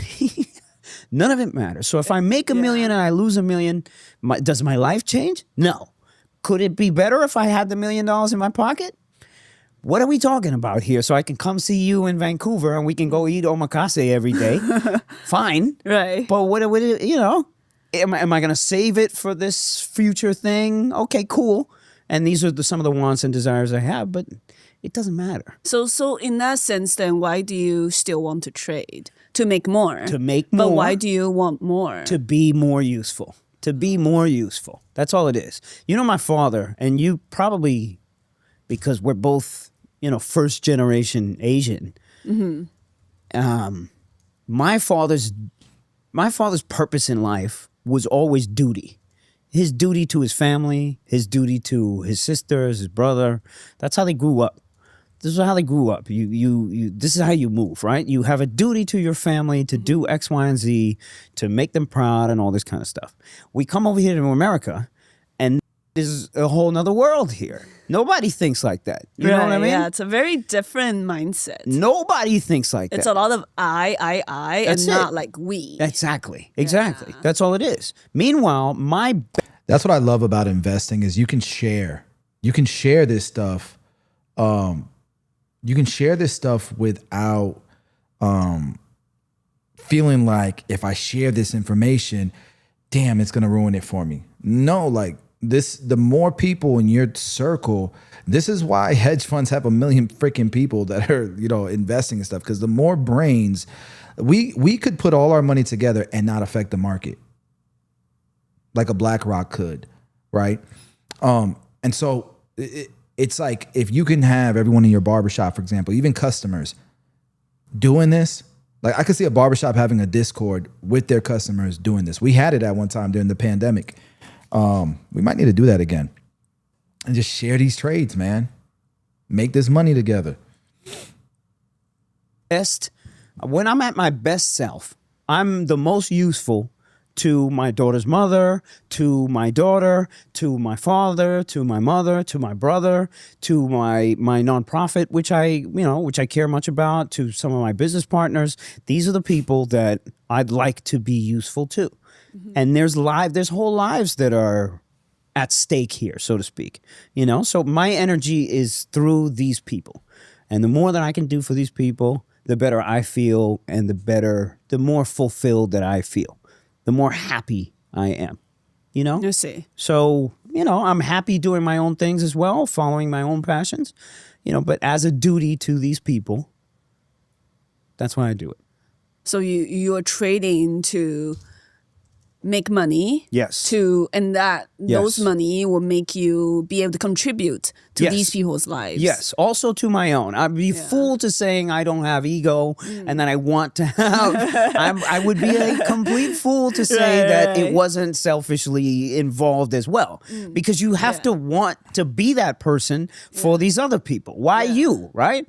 Why you? Why does it have to be you? It could be anybody else who doesn't care, who sits at home all day and, you know, is comfortable doing absolutely nothing, right? Why couldn't I be that person? I don't know. I don't know. For me, it's like I find my passion is being useful and to keep going. Shay, this is amazing. I mean, you have a podcast. You know, you've done 40 podcasts.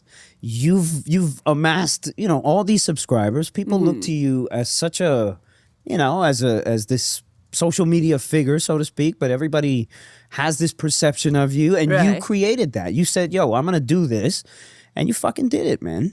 That's what this life is. I guess so. There's nothing else here but that. So as human beings, we have this great potential. Every day is freaking ridiculous that we're even alive. And we're ridiculous. It's ridiculous we're able to have these conversations. Yes. Look at all this technology we're talking. We're talking about AI here. I come from California. There's way more cars. There's nobody driving in them. They're just shooting. They're just scuffling people around. This is nuts. It's all nuts. It's all absolutely nuts. And we're a part of it. Yeah. So why not be a part of it? Right. Don't be lazy about it. Don't be half-assed. Don't sit in your apartment. Go outside. That's some real shit, man. Run that back, bro. That's a gem. I almost want to clip that. I'm gonna clip that. Talk to somebody. Do something. Yeah, but like that's all. I'm about to clip this right now. Actually, that's a gem, bro. Well said. Also, the opposites of trading. What do you mean? But run it back. There's way more cars. There's nobody, and there's nothing. There's nothing else. Such a, you know, as this podcast, you know, you've done 40 podcasts. That person for these other people. Why you, right? Why you? Why does it have to be you? It could be anybody else that who doesn't care, who sits at home all day and my own passions, but as a duty to these people, that's why I do it. All right, so I think this is where it begins. 102.21. I'm clipping this and I'm putting this on IG because it's such a damn gem. It's just, man, I can't work with slow people, bro. This is crazy work. Lord, man.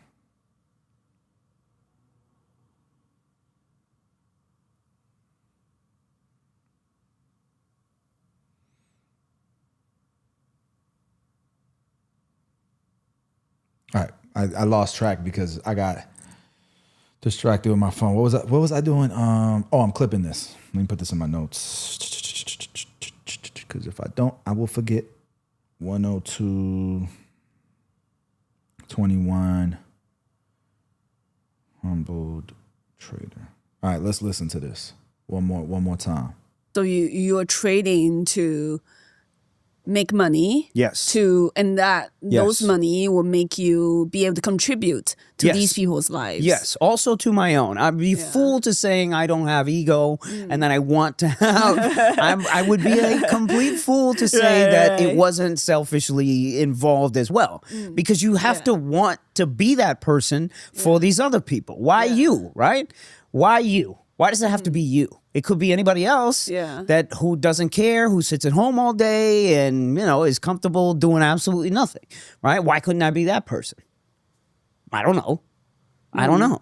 For me, it's like I find my passion is being useful and to keep going. Shay, this is amazing. I mean, you have a podcast. You've done 40 podcasts.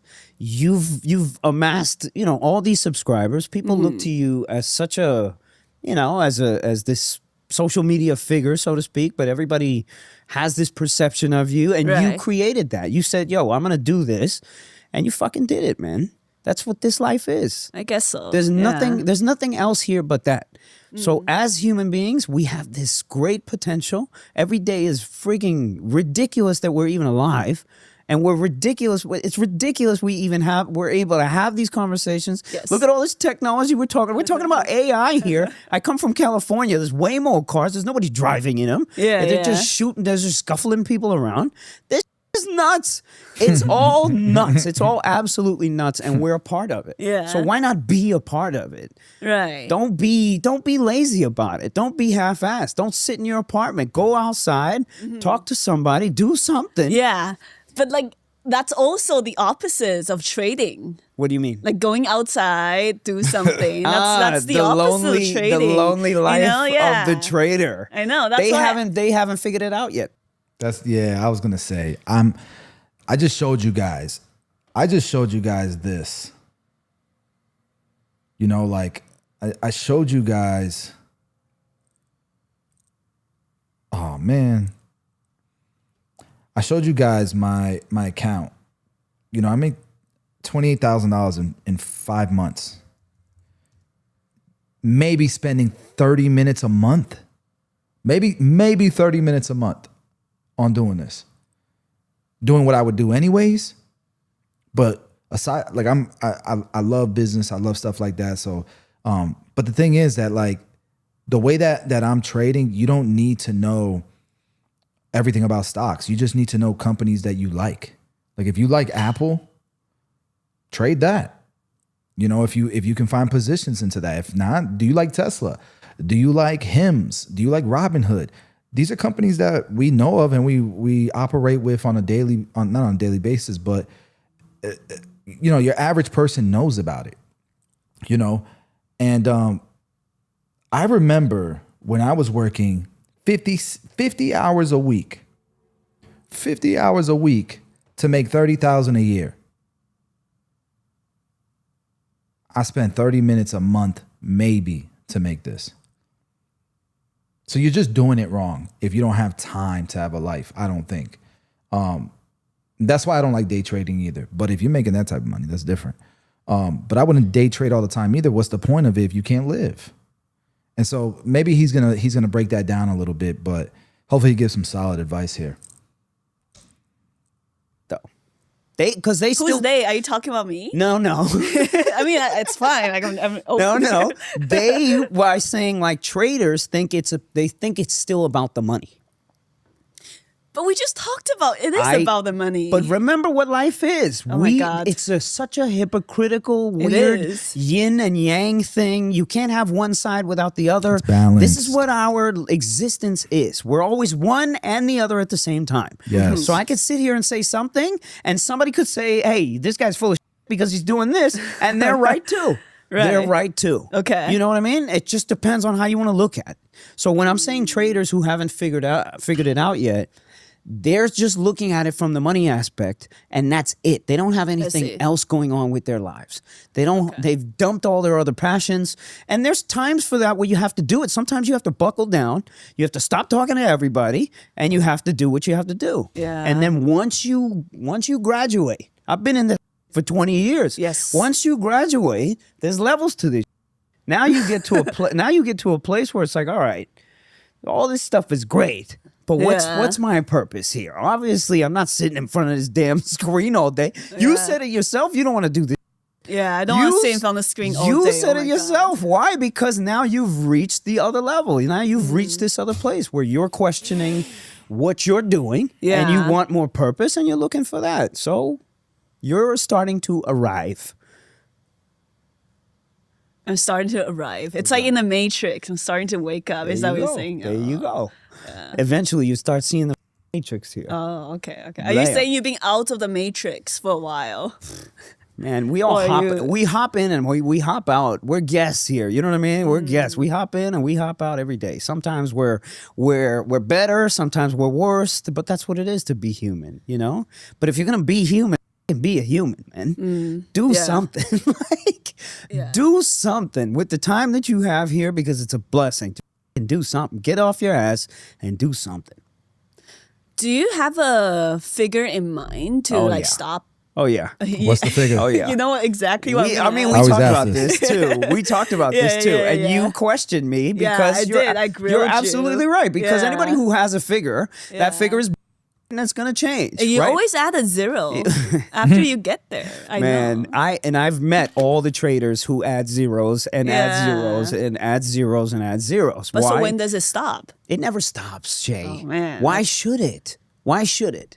It's just a choice. Why should it ever stop? Remember what I just said. We're humans. Get off your ass and go do something. Yeah. If you want to make $1 billion, go make $1 billion. If you want to make 100 million, go make 100 million. If you want to make 10, make the 10. At some point, you have other aspirations. Either one of them. You might want to, open a restaurant. I hope not. I wouldn't want to, but thank God for everybody who does open restaurants, because I frequent them often. Maybe it is, you want to provide affordable housing in your community. I don't know, man. Everybody has their thing. You're not going to make a bunch of money, much more money doing that, but that's okay. You're going to have success in another way. It means nothing. It means absolutely nothing. Nobody's going to give a about you. Nobody cares. Half these people who make the $1 billion, nobody can stand them anyway. Their employees, their families, they got relationships with their families. You want that? Is that worth $1 billion to you? I don't know. You make the choice. Who am I to judge you? I ain't. True. So I have a number. Contrary to popular belief, I believe that once I hit that number, really, you're gonna stop. No, I'm not gonna stop. Okay. I'm not gonna stop. At least you're honest about it. I'm not gonna stop. Okay. No, not gonna stop. But I'll adjust a little bit. You know what I mean? I'll adjust. I like to think that once I hit my number, I'm still gonna trade, but I'm gonna trade so little that I never suffer. Exactly. From trading. Like I'll suffer elsewhere. You suffer elsewhere though. Yeah, exactly. You suffer elsewhere. You're just picking where you suffer in your life, I think. Well, what well, I shouldn't say religions per se, but the doctrines that you and I came from in the East, what do they say? What is the tenet of Buddhism? What is it, Shay? Life is suffering. Life is suffering, ladies and gentlemen. So we know this. It's part of who we are here. We know this growing up.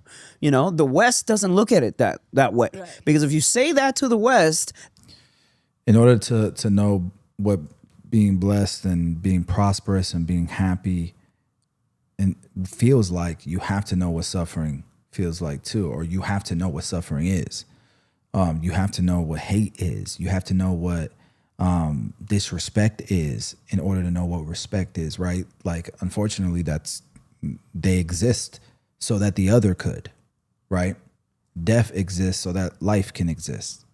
As weird as that can. They get offended. They get offended, and they say, no, it's not like that. It's not, all this kind of stuff. But again, you haven't reached that point of looking at your thoughts and looking at the way that you live as suffering. Because again, you're suffering life, meaning you're suffering the thoughts in your mind. You're suffering all this nonsense that you think matters, that it doesn't matter. That is what suffering is. And the West doesn't like it when you say it. But you and I this is what we were brought up on. Yeah. And it's fucking true. It's true. So while we're here, live it. Yeah. Live it, because we're gone anyway. And then the suffering will end at some point, I'm sure. That's it. Someday the suffering will become listening to your stand-up. Just kidding. I cannot wait for you to do that one day. Oh man, I enjoy. You know what I enjoy? Is that after you hit your number or before? It's all happening in the same time, kind of thing. Okay. And remember, What's it your takes number, time dude? for you to What's your develop an number? idea of what you want your life to be. Yeah. Because as a kid, Give the number. You just want the money. You want the money. You want this. You want that. And then at some point, you realize it doesn't matter. After you go through enough relationships and heartbreak and failed this and failed that, you get to this point where you're like, all right, this is who I care about, and this is what I want my life to look like. So now I just want to have fun, man. Do you know how much fun I've been having just hopping around on the West Coast? Just meeting with people that I know. Yeah. People come out, they take care of me. We spend time together, and it's amazing. We're just sharing energy, and I love that the most. And I want to do that all over the world in different languages, and I want that. I want to feel that energy all over the world, and that's what makes me happy. And I want to do it with my daughter. Yeah. I want to do it with the people that, just want to come along. And that's it. That's it. That is literally it. I think it's safe to say that you've graduated. Oh, you can tell, huh? I can tell. I can tell. I mean, I still got million up and down P&L. Okay, well. Just don't post that on social media. Yeah, though. don't post just don't post it. Yeah. No. I get roasted now even more so than Really? before. Yeah, for posting losses. Now the trolling has taken another level. Do you remember what it was to be kids growing up? Like in this country, kids are brutal to each other. Like the stuff that they say to each other. You got 1 million up and down P&L. What the hell's your number, dude? That's insane. I mean, much respect. That's very inspiring. I don't want an up and down $1 million portfolio. Hell no.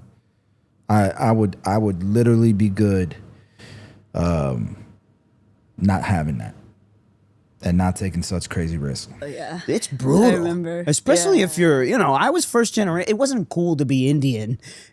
Because I'm assuming he's got more than 10 million in his brokerage account. If he's up and down $1 million, he's got to be more than 10 million. Minimum.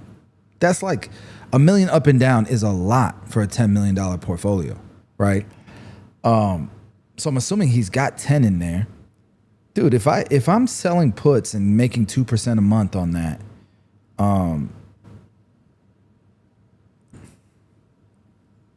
what are we doing here? What we doing here?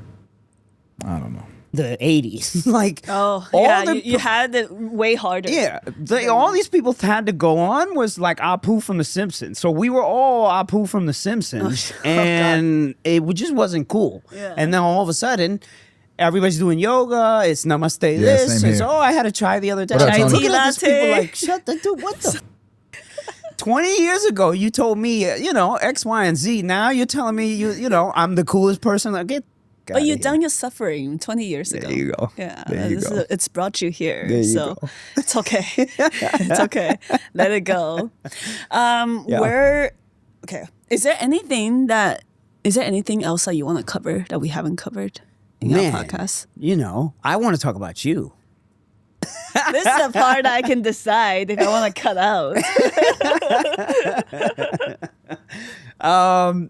No. Honestly, there's nothing. I'm just enjoying this conversation with you, and it's great that you were able to put it out there to such an audience that maybe they'll be able to take some things away from it, and hopefully it'll be able to help them out in their journeys. And if not, it's just another piece of content that'll finally dissolve into nothingness at some point, right? No, this will serve as an evidence. All right, cool. I wanted to see the other videos that he has. Let me see if I can find them. All right, let's see what we're watching here.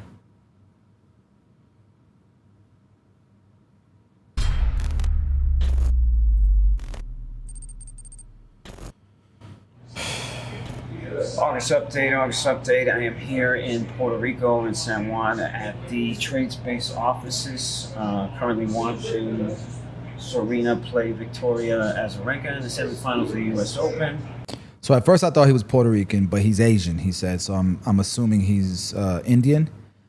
He lives in Puerto Rico, so he pays no taxes, federal taxes, and he's on the beach every day. Good for you, bro. I wonder if he speaks Spanish.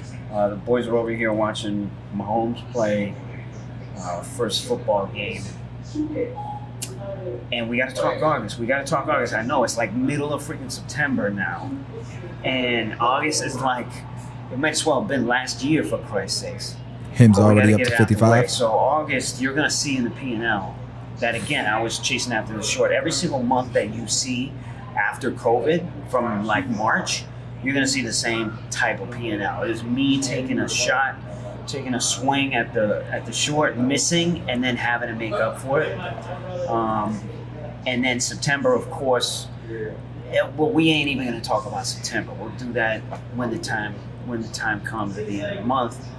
So August was actually the worst. August was the worst. So you're going to see the worst loss that I've taken this year and possibly a couple of years. And I had a massive short position going into the Tesla announcement for the stock split. I was sitting in the conference room on a phone. You're one of those guys betting against call. Tesla.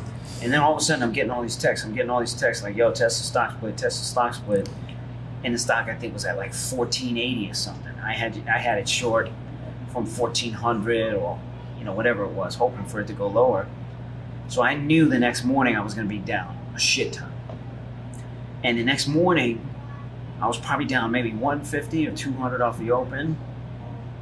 And I think I even had the chance to book it all for like 100, maybe, right off the open. And I kind of froze, man. Because I had so much going on that day too. My car had fucked up. My friend needed me to pick her up. And I just had all these other things going on.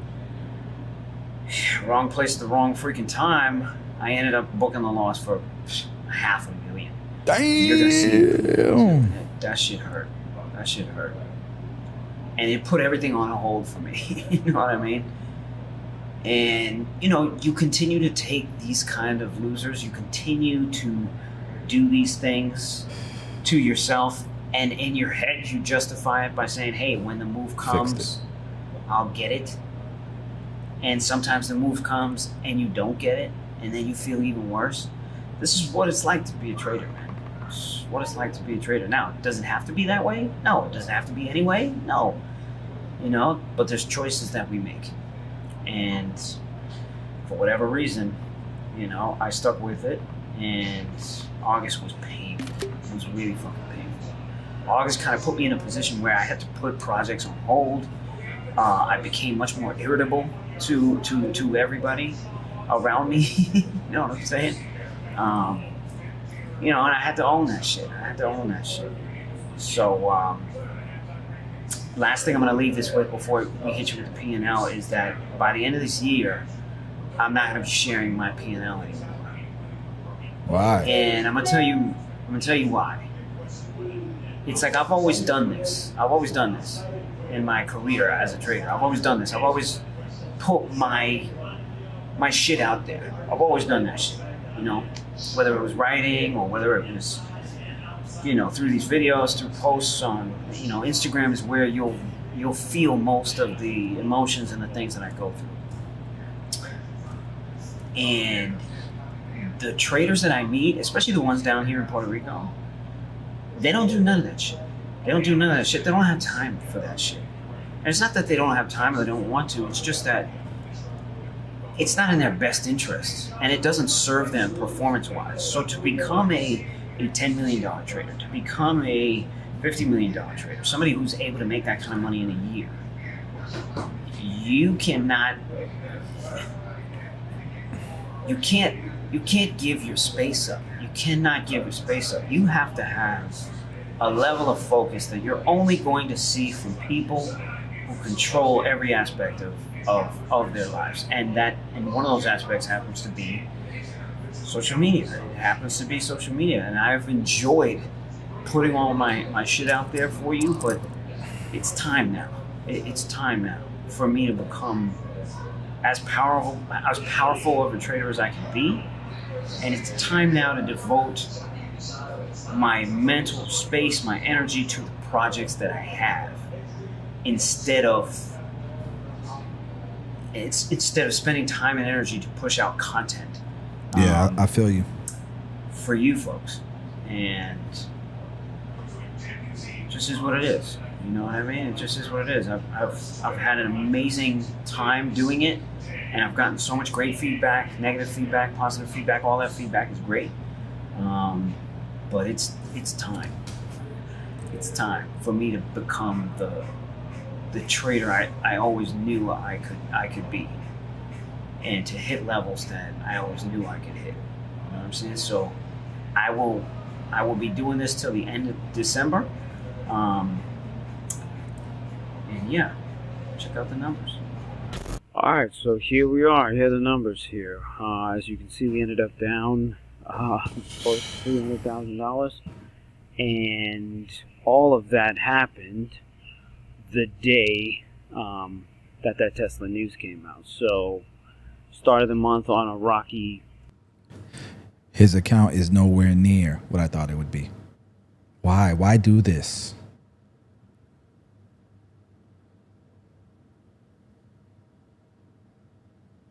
Had $1.4 million, lost $300K in a day. And it's like, why do it? With $1.4 million, if you're active, selling premium, I mean, yeah, you can do 60, 70,000 a month. If you're really good, 100,000 a month. But he wants to make 10 million a year. Man. Rocky kind of road, made it back. I think Tesla was starting to move lower, and again, I was always playing on the short side, and then boom, just took that major hit. And I think after that hit, instead of being aggressive, trying to really make it back, I just kind of, I don't know, I just kind of gave up for at least like a week before I really started to come back to the market and be like, okay, come on, get it together. So I went through like a good week and change of some really difficult, like pensive mental prison kind of thing where I couldn't really escape it per se. And the whole time I'm just like, dude, what are you doing, man? I mean, and even throughout all this, there were so many great long trades. They really were. And so I decided, okay, all right, I'm going to slowly just play the short put game to make some of this back. Was able to make a good 200 of it back. I think a little bit more, because you can see here, this was a nice $500,000 loss right here. And I was able to make a good 200 back, just shorting puts and sticking on the same names and just kind of, taking it a little bit slower. And I think that he was losing. He's been where slowly I was kind of losing his ass here. How much money was this? Let me see something. Let me see where that cursor goes. Does he highlight it? He's not going to highlight it. See here, this was a nice $500,000. He didn't highlight it. and I was able to make a good 200 He said that was a nice $1.5 million loss right there. back, just shorting puts and sticking on the same names and just kind of bro. taking it a little bit slower. Nah, bro. And I think This is less than a month. I think this period where slowly I was kind of working it back, I think it helped me get back in the zone, and it get recharged again. I mean, that's basically this game. Somebody asked me today, like, how do you deal with all these ups and downs? Some of you guys are going to look at this and be like, he doesn't have to do this to himself. Other people are going to look at this and be like, dude, that's me, or I'm even worse. So for me, you just got to find yourself again. You got to find yourself again. You got to find your confidence again. And I find my confidence by just slowly racking up wins and, just kind of getting back in the game. And then by the end of the month, I was kind of recharged again. I was like, okay, we're going to go at this again. We're going to still stick to the short side. I kind of doubled down on the idea that, hey, when this short happens. There was another one that I wanted to check out, where I think he said he made $1 million. Let's see if this is it. Wait a second. So this one is October. This one was August. Okay, let's see this one. Let's see if he made any money.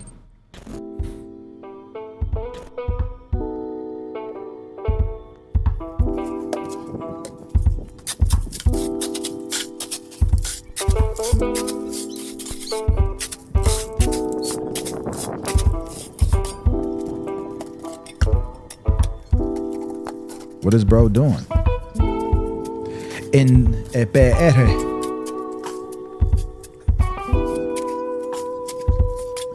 Is he building the house?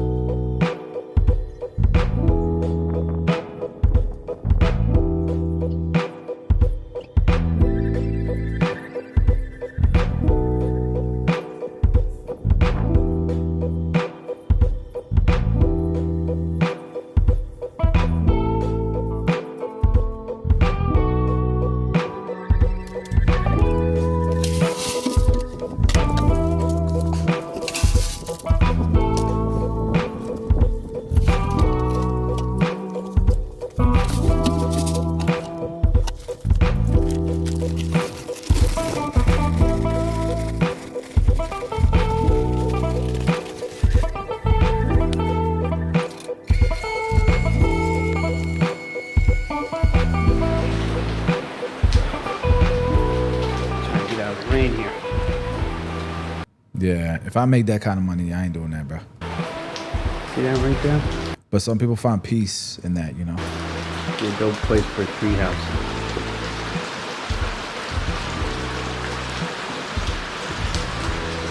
Now, I didn't build any of this. You know damn well I didn't. I'd like to say I did, but...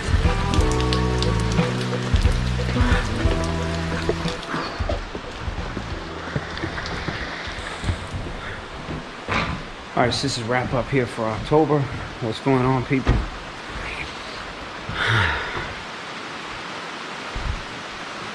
We in the rainforest.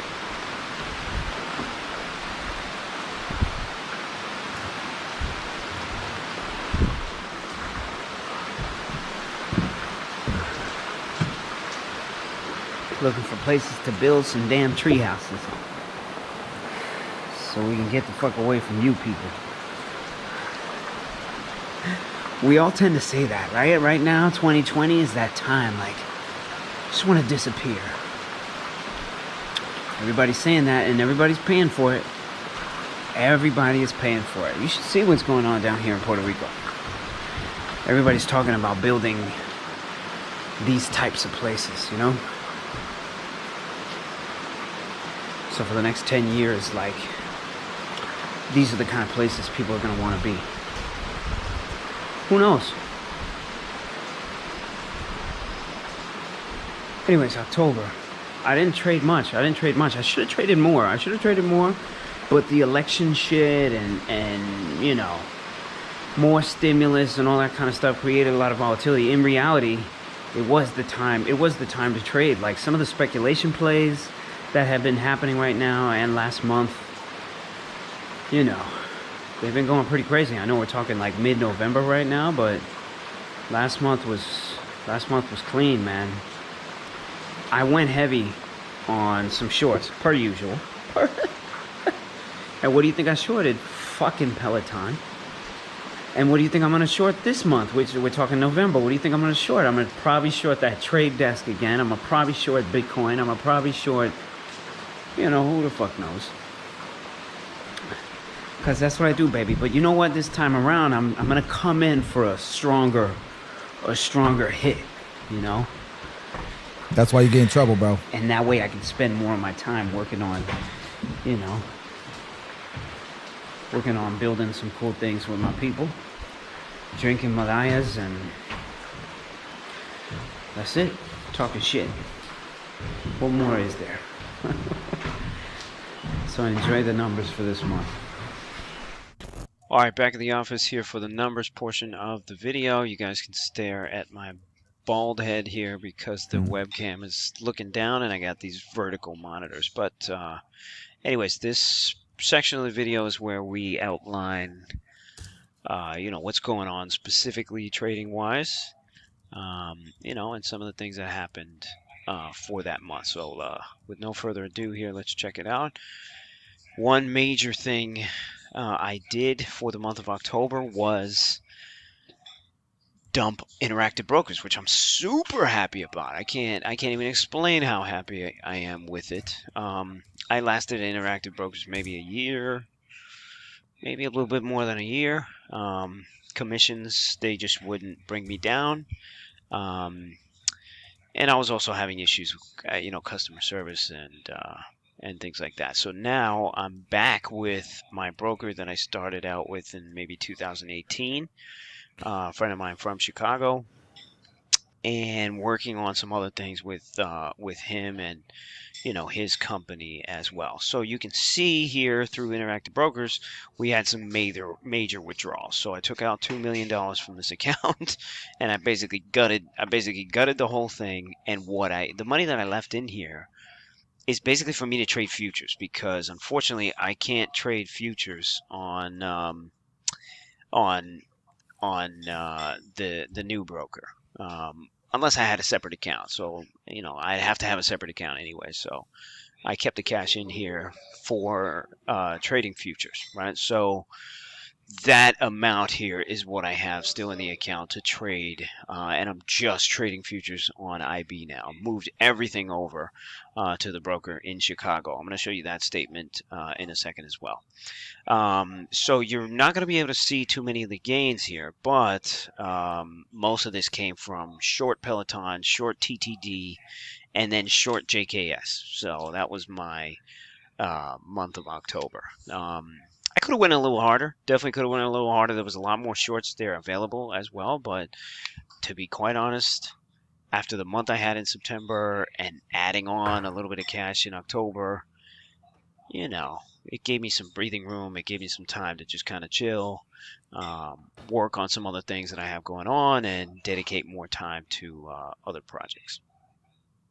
Okay, now we take a look at the other account. The other account, the introducing broker, is trading block, and then I'm using Sterling Trader as the front end. Okay, so this, I just did a quick gain and loss summary for October, for the month of October, and you'll see total realized here. Wait, what did he say for the front end? Okay, and dedicate more time to other projects. Okay, now we take a look at the other account. The other account, the introducing broker, is trading block, and then I'm using Sterling Trader as the front end. Okay, so this, I just did a quick gain and loss summary for October, for the month of October, and you'll see total realized here plus an unrealized gain as well. And then if we scroll through, take a look at all these trades, you know, you'll see that a majority of this all pretty much came from Peloton. All right. Damn. Well, it's printing. So that was most of the action. Yeah, so again, month was pretty good. Looking to do the same thing as far as from the short side, attacking from that particular side, November and December. And maybe I'll go along some shit too. Alrighty. All right, I'm over that. I'm over that. ICE steps up.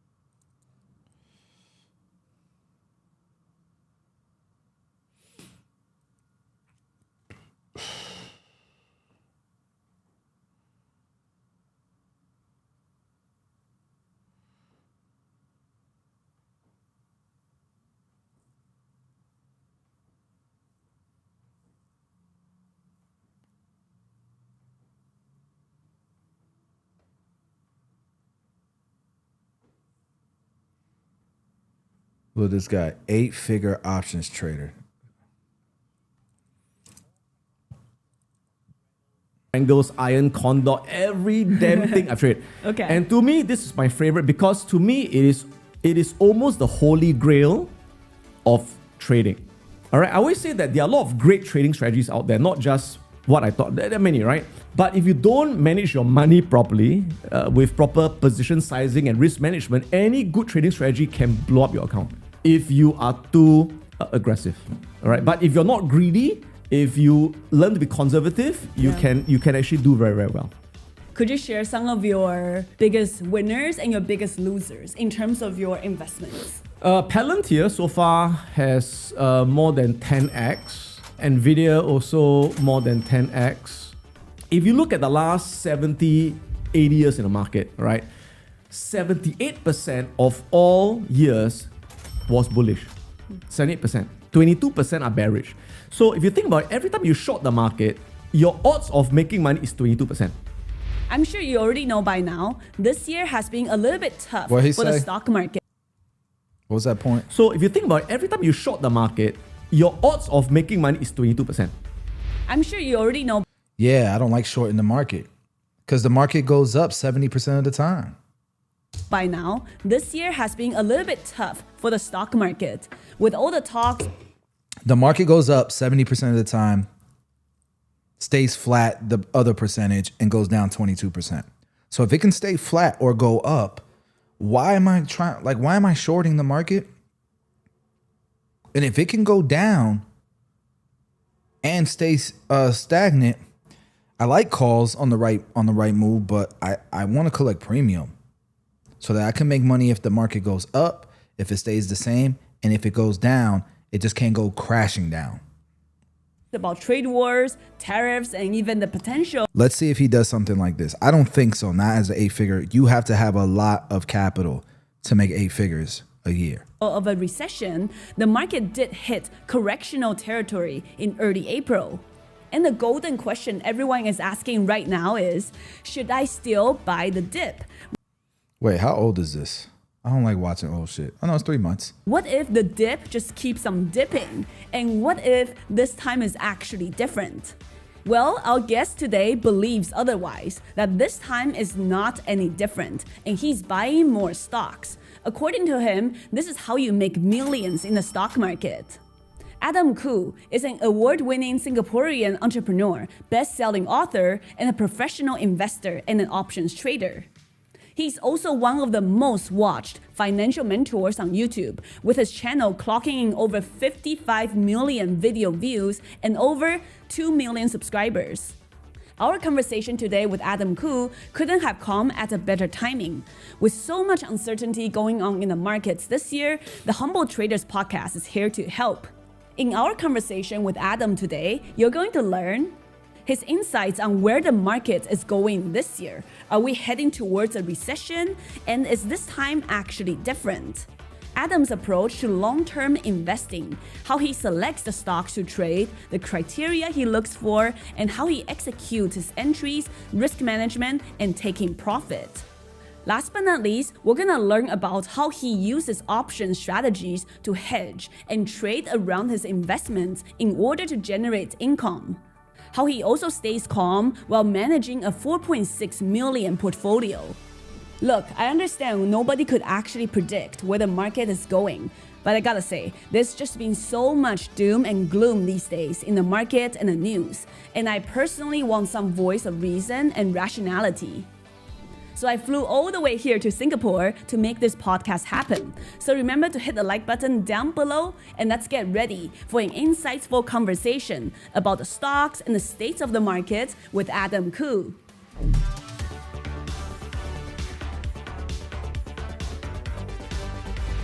Adam, let's start with a question that everyone has in mind right now. Sure. Is the bottoming on the market? What do you think? As always, you can never predict 100% because there are so many moving parts. You have no idea what Trump will do when he wakes up. But based on the technical analysis, I think yes. I think we have more or less bottomed. Okay. Right, yeah. So do you think right now is a good time to buy more stocks that you've been eyeing? Or is it a better time to kind of wait and hold off and see what happens? Like a lot of people are talking about. Well, it was a better time last week, right? And Okay. I was adding last week, Okay. right? So I always tell people that there's no What up, Jadrian? best time to buy because you never know where's the bottom, right? But there's Yeah. always a good time to buy, and there are many good times. So to Shout out me, to my dog, Tony. as an investor, as long as the price is below the intrinsic value and it's at a support level, it's a good time. Yeah. Of course, after you add it at a support level undervalued, it could break support and get even more undervalued. You never know, right? So if that happens, then it's another good time. So I always average in my positions. So that's the difference between like investing and trading. So for investing, it's averaging in slowly, right? Trading is I do trade as well. Yeah. So for trades, I entered. I got in too early. The market the market's crazy right now. No, maybe I didn't. What's the stock right now? The stock is at 54.64, so it's about the same, but the market is down. Why is the market down so much? Let's just check real quick. Just for sanity check. Stock market news. I need something now. I need something live. Right here. 12 noon, good time to take a check on where we are here at the top of the hour. There's the NASDAQ down about 2%. We did reverse lower. By now you know the headline that the president says the U.S. is calculating a massive increase of tariffs on China over rare earth. China put those new export controls on them. They escalated the trade fight. So that's where we are. It's Eamon Javers who brought us this headline within the last hour. We're going to go back to him now with breaking news for what he has. This is different. When you're talking about tariffs to Mexico, nobody cares. But when it's against China, the second most powerful country in the world, that's the scary one. Especially because it's about AI. And AI is what's moving the markets. Mexico doesn't threaten America's AI growth. China does. And that's the biggest catalyst of the growth of our economy right now. So let's continue listening to this because we got to know. Has learned here, Eamon. Well, Scott, it was a fiery social media post just a short time ago from the president. This Trump responding to the tanking the Chinese market. move to put export controls on rare earth minerals yesterday. That's seen as something of an aggressive move by the Chinese against U.S. technology supply chains. Here's what the president posted just a short time ago. He said, "I was to meet President Xi in 2 weeks at APEC in South Korea, but now there seems to be no reason to do so." He also writes, "Dependent on what China says about the hostile order that they have just put out, I will be forced as the president of the United States of America to financially counter their move.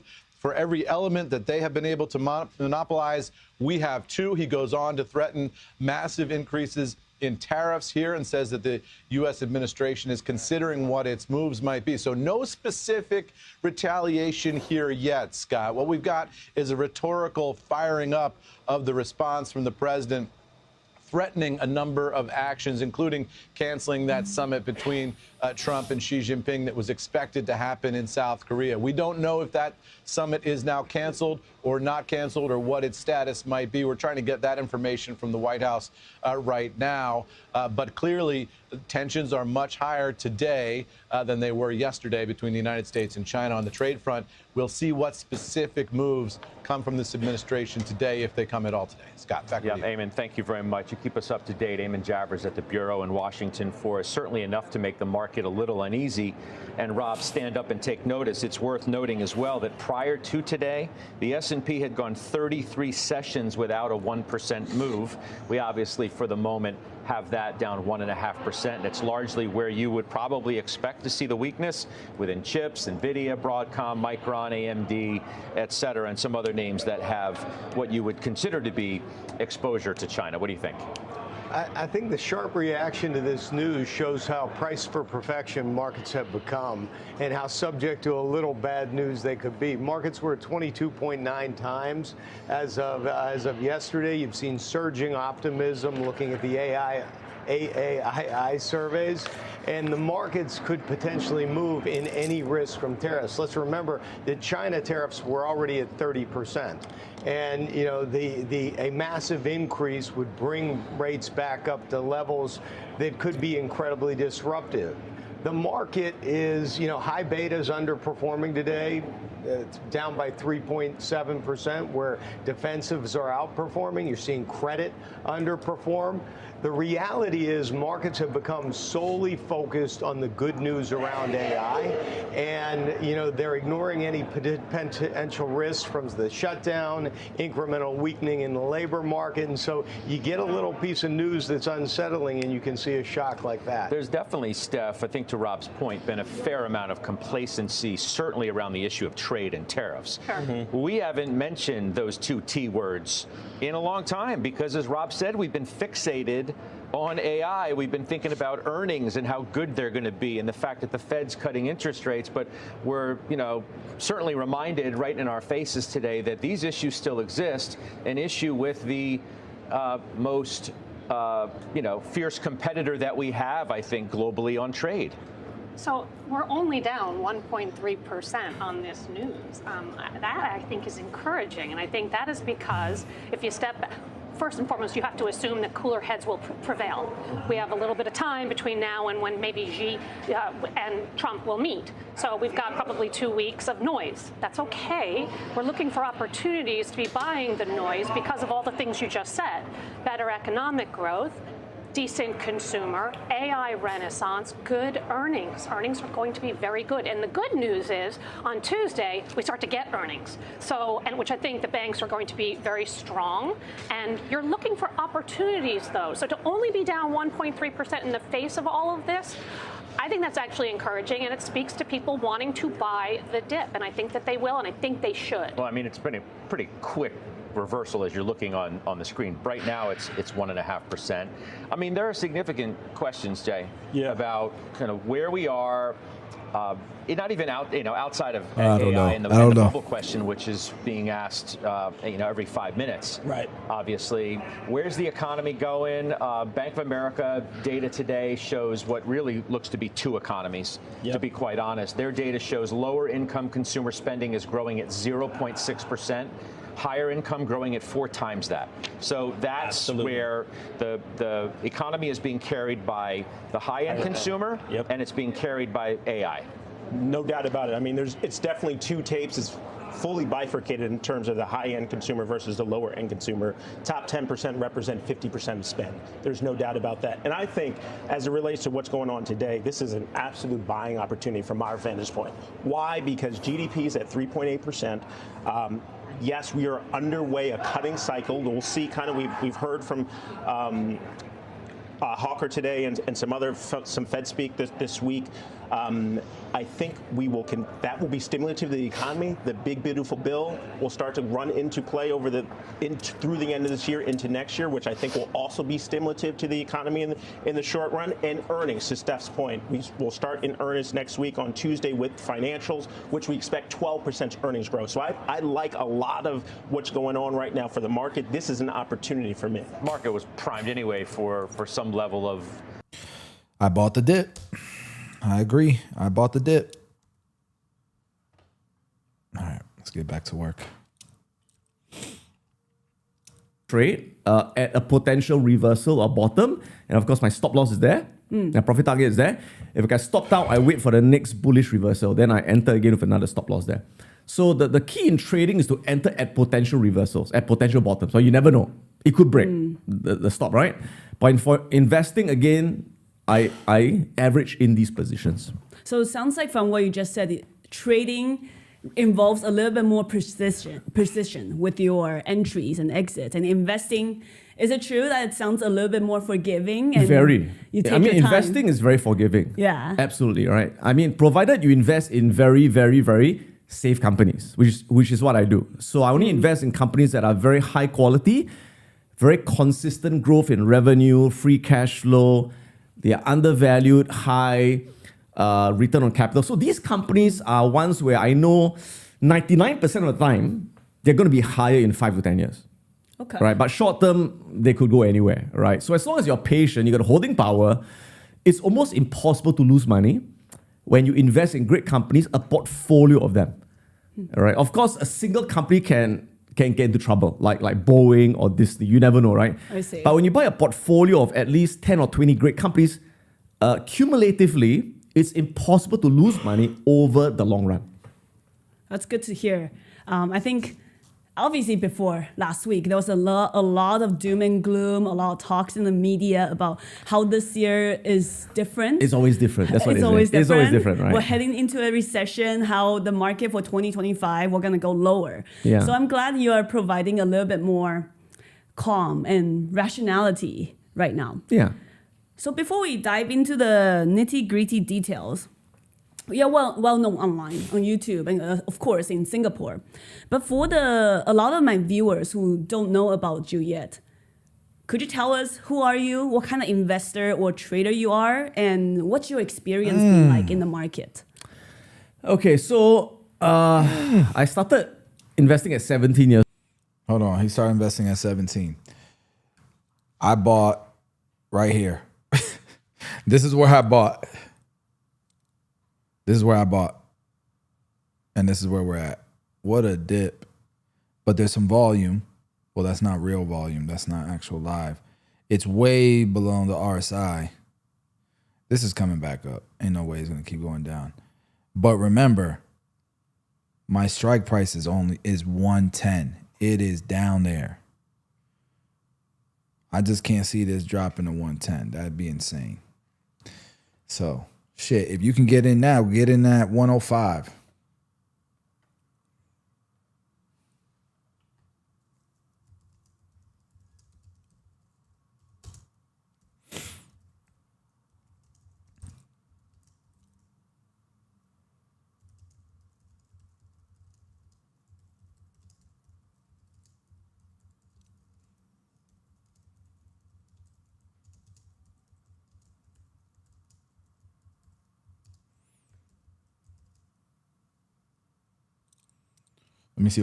Let me see how low of a strike price we can go here.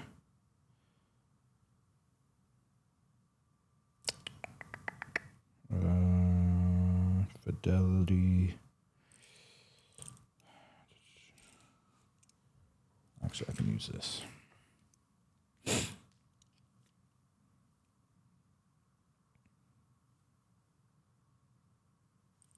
Go to hood.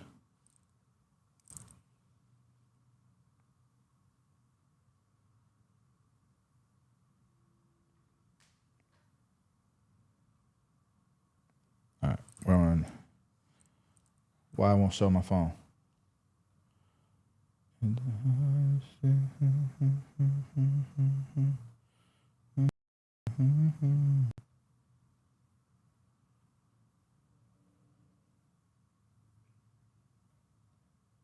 There we go. All right, cool. So this is my phone. We're going to Robinhood. Let's go to options. We're going November 14th, and we're gonna go. I'm in at 110. You can see the P there. Dude, 105. 105 is printing. 105 is printing. Damn, I could have gotten in at 105.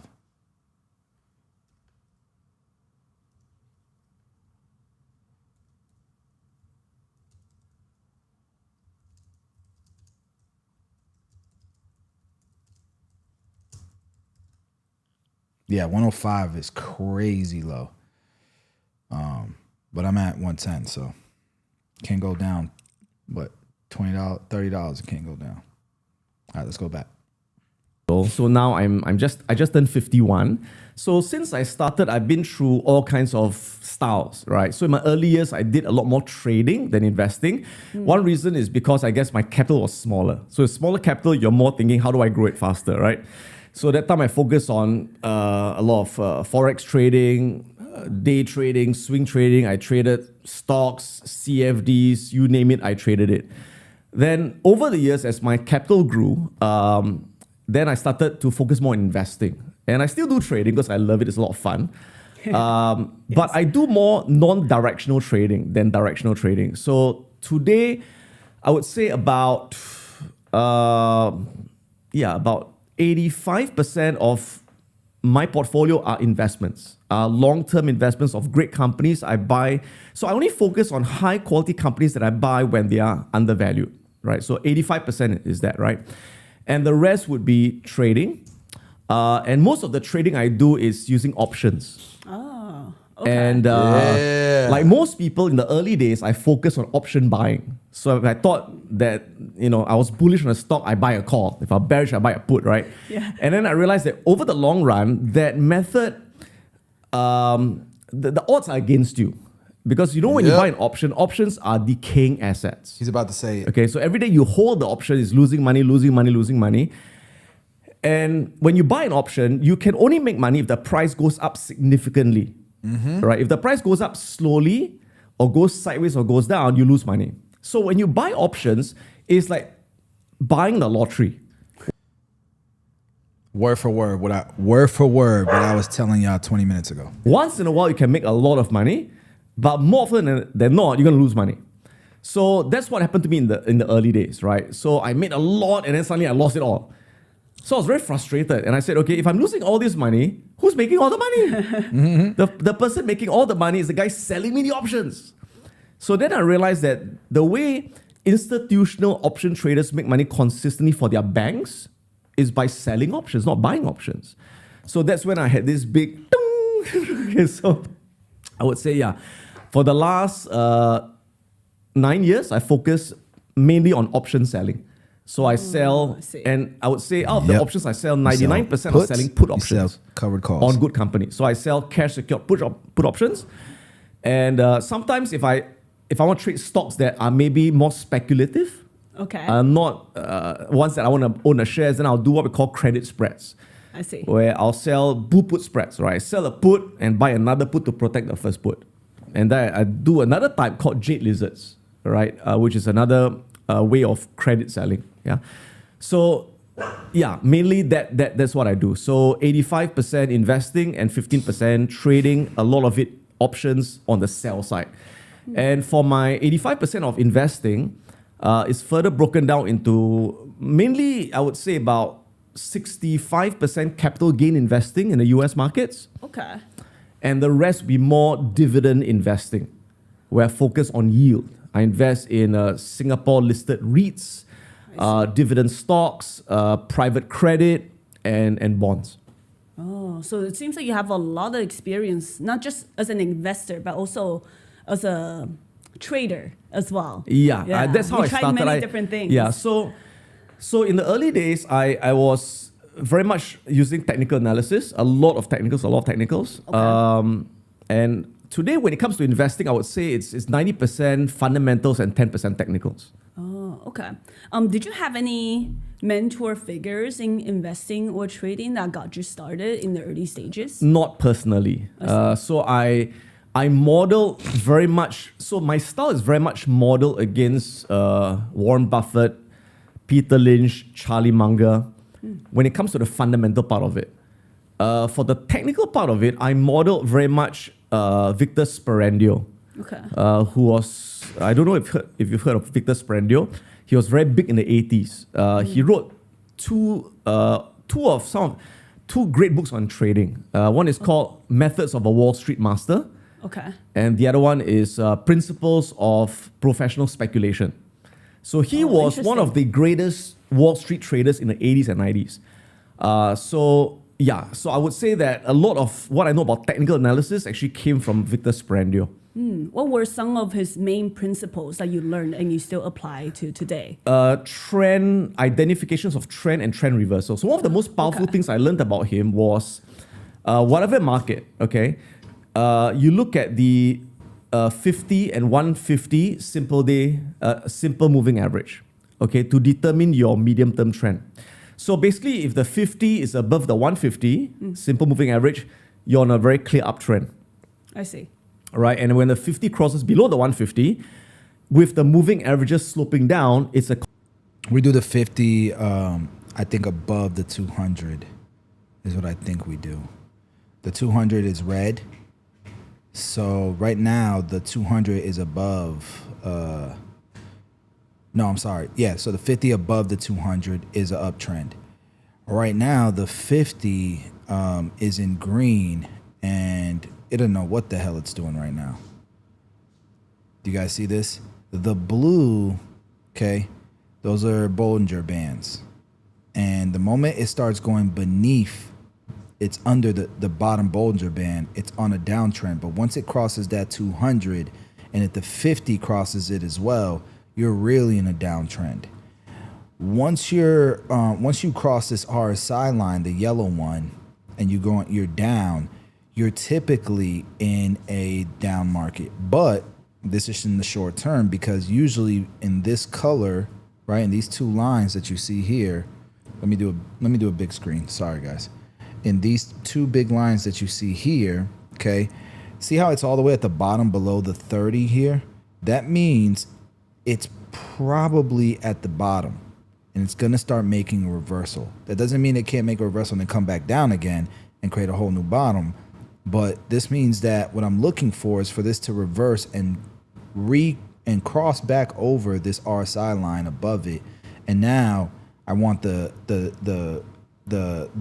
to go above the Bollinger Band. I want to see volume here, which means there's buyers, right? There's actual trades happening that's pushing the stock up more. And then I want to see that 50 stay above that 200. Then we can see kind of a reversal, right?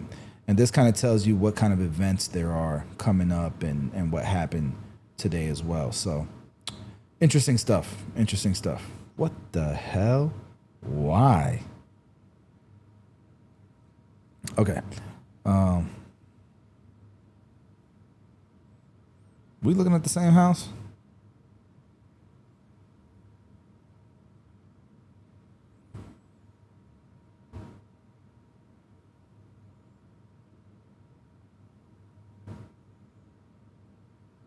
Okay. No, those are higher. All right, so let's go back to the video. But this is gems. You never got information like this, man. Back in my day, boy. Confirmed downtrend. So one of the things that I learned about that is not just, people talk about moving average crossovers a lot. Yeah. Right, but that doesn't work unless you look at the slope of the moving averages. Since the lows of early April, it seems like the markets have staged a strong V-shaped recovery. As you can see here, the S&P 500 has been steadily trending up, in large parts driven by optimism around a 90-day tariff pause between the US and China, and positive momentum in trade negotiations. In trending markets like these, some traders turn to specific tools like leverage ETFs to potentially magnify their returns. Leverage ETFs may provide a way to capture outsized exposure to index moves or even hedge a portfolio, all without the use of a margin account. So for example, if the S&P 500 rises 5% in a single day, a 2x leverage ETF could deliver up to 10% in gains. BetaPro by Global X is Canada's largest provider of leverage, inverse, and inverse leverage ETFs. Now, for some big news, you can get even more daily leverage in Canada than ever before. These new BetaPro ETFs provide 3x daily long and short exposure to two of the most followed equity benchmarks in the world for sophisticated traders. Beta Pro by Global X is offering 3x leverage and inverse leverage ETFs for the S&P 500 and the Nasdaq 100. And here's what makes them truly stand out. Global X is rebating the management fee by 50 basis points until December 31st, 2025, making them the lowest cost ETFs of their kind in the world at 65 basis points until end of the year. It's important to remember, leverage ETFs are powerful tools, but they also carry unique risks, especially in volatile or choppy markets. While they may enhance daily gains, they can also magnify daily losses and experience decay if trends reverse. They're only to be used as daily trading tools, as their leverage resets daily and are not recommended to hold longer than 1 day. Always do your due diligence by understanding the prospectus and ETF facts. Confirm your risk tolerance and capacity for risk, or speak with a financial advisor before making leverage, inverse, and inverse leverage ETFs as part of your trading strategies. To learn more about these new products, check out the links down below. So what Victor talked about is that the slope is as important as the crossover. Like if you look at the 200-day moving average, right? Yeah. A lot of people think that, okay, if the price goes above the 200-day, you're on a long-term uptrend. It's very bullish. No. Okay, so there are many times the price goes above the 200-day and then goes back below the 200-day. Yes. So the important thing is that 200-day has to slope up for the trend, the uptrend to be confirmed. Same thing. When price breaks below the 200-day, people say, oh my God, all right? No. Many times if the price breaks below the 200-day, but the 200-day is sloping up, the trend is still up, right? So the 200 has to slope down. So that was one of the key things I learned back then. And you would apply that in your investing as well as trading? Not so much. Okay, so in the old days, I used to, when I invest, I look at, okay, great company undervalued, and I only wanted to buy it on an uptrend. Oh, I see. All right. So in the old days, if I look at a great company undervalued but on a downtrend, I'll not touch it. I'll say, okay, I'll wait for the uptrend. Okay, so only on an uptrend, I will get in. Which worked well. I made good money. But I realized that by the time the uptrend was confirmed, the price is already up like 25-30% from the bottom. Yeah. Okay? So I said to myself that if I'm investing for the long run, I'm in this company for several years, does it matter if I buy on a downtrend and it gets a bit lower? It doesn't really matter, right? Because it's better to buy as slow as you can so you capture a lot more upside. So because of that today, even if it's on a downtrend, I'll still buy it. But of course, I won't just blindly buy it on a downtrend. I want to see signs of a reversal. So as we know that on a downtrend, you have got what we call the impulsive wave down pattern, right? Wave down, then wave up, wave down, wave up. So obviously on a downtrend, if it's waving up, you don't get in, right? Because after a wave up, you get in, it could wave down again. Yeah. So on a downtrend, I always wait for what we call a parabolic drop. So price must drop very rapidly, capitulation, okay? And if it drops rapidly to a very strong support that I identify on a higher time frame, okay? So normally I will enter on a daily time frame, right? Yeah. But if I see there's a strong support on the weekly or the monthly time frame, strong support there, and price drops 90 degrees very sharp, and then I see a very strong bullish candle, like a bullish engulfing or pin bar, I'll add. Even before the uptrend is confirmed. Or better still, I wait for a double bottom. A nice double bottom pattern, then I enter.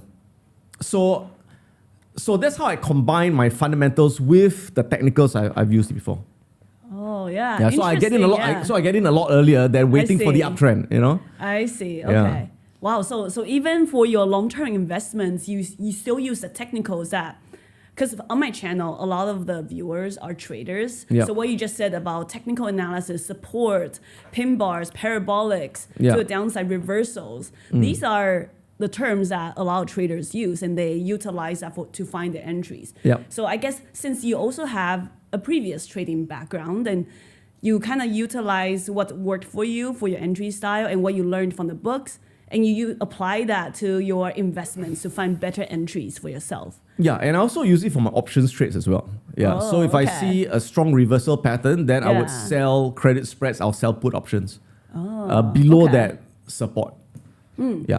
Amazing. So let's talk about some of your option strategies now. What's the purpose of trading options with you have your long-term investment portfolio, and you also said you trade options almost daily. What's the purpose of that, and how much are you trading in terms of options versus your long-term portfolio?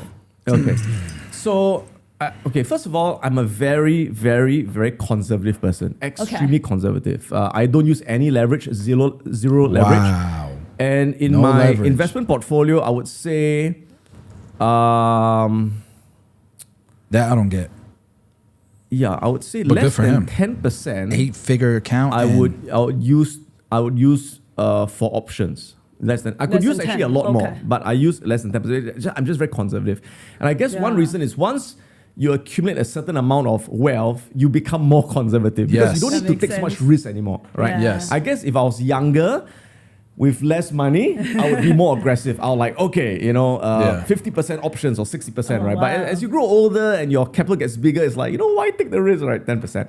So Okay. so probably less than 10%. And the main purpose of the options is to create extra income for my investment portfolio, all right? And to increase the returns, obviously. Because as a long-term investor, how do you grow your wealth? Capital gain and dividends, right? And most of the companies that I buy, the dividends are very low. Your Nvidia and like the tech and- stocks. Yeah, very low dividends, yeah. right? So mainly it's capital gains. But you know that the stock will not go up in a straight line. Okay, there will be periods when it goes through consolidations, periods when it goes on a downtrend. So in those periods, how do you create extra income while waiting for it to go up later, right? So that's where options come in, all right? So my favorite strategy is selling cash secured puts. I love All right. that So shit. basically, as you know, when you buy a put option, it's like buying insurance.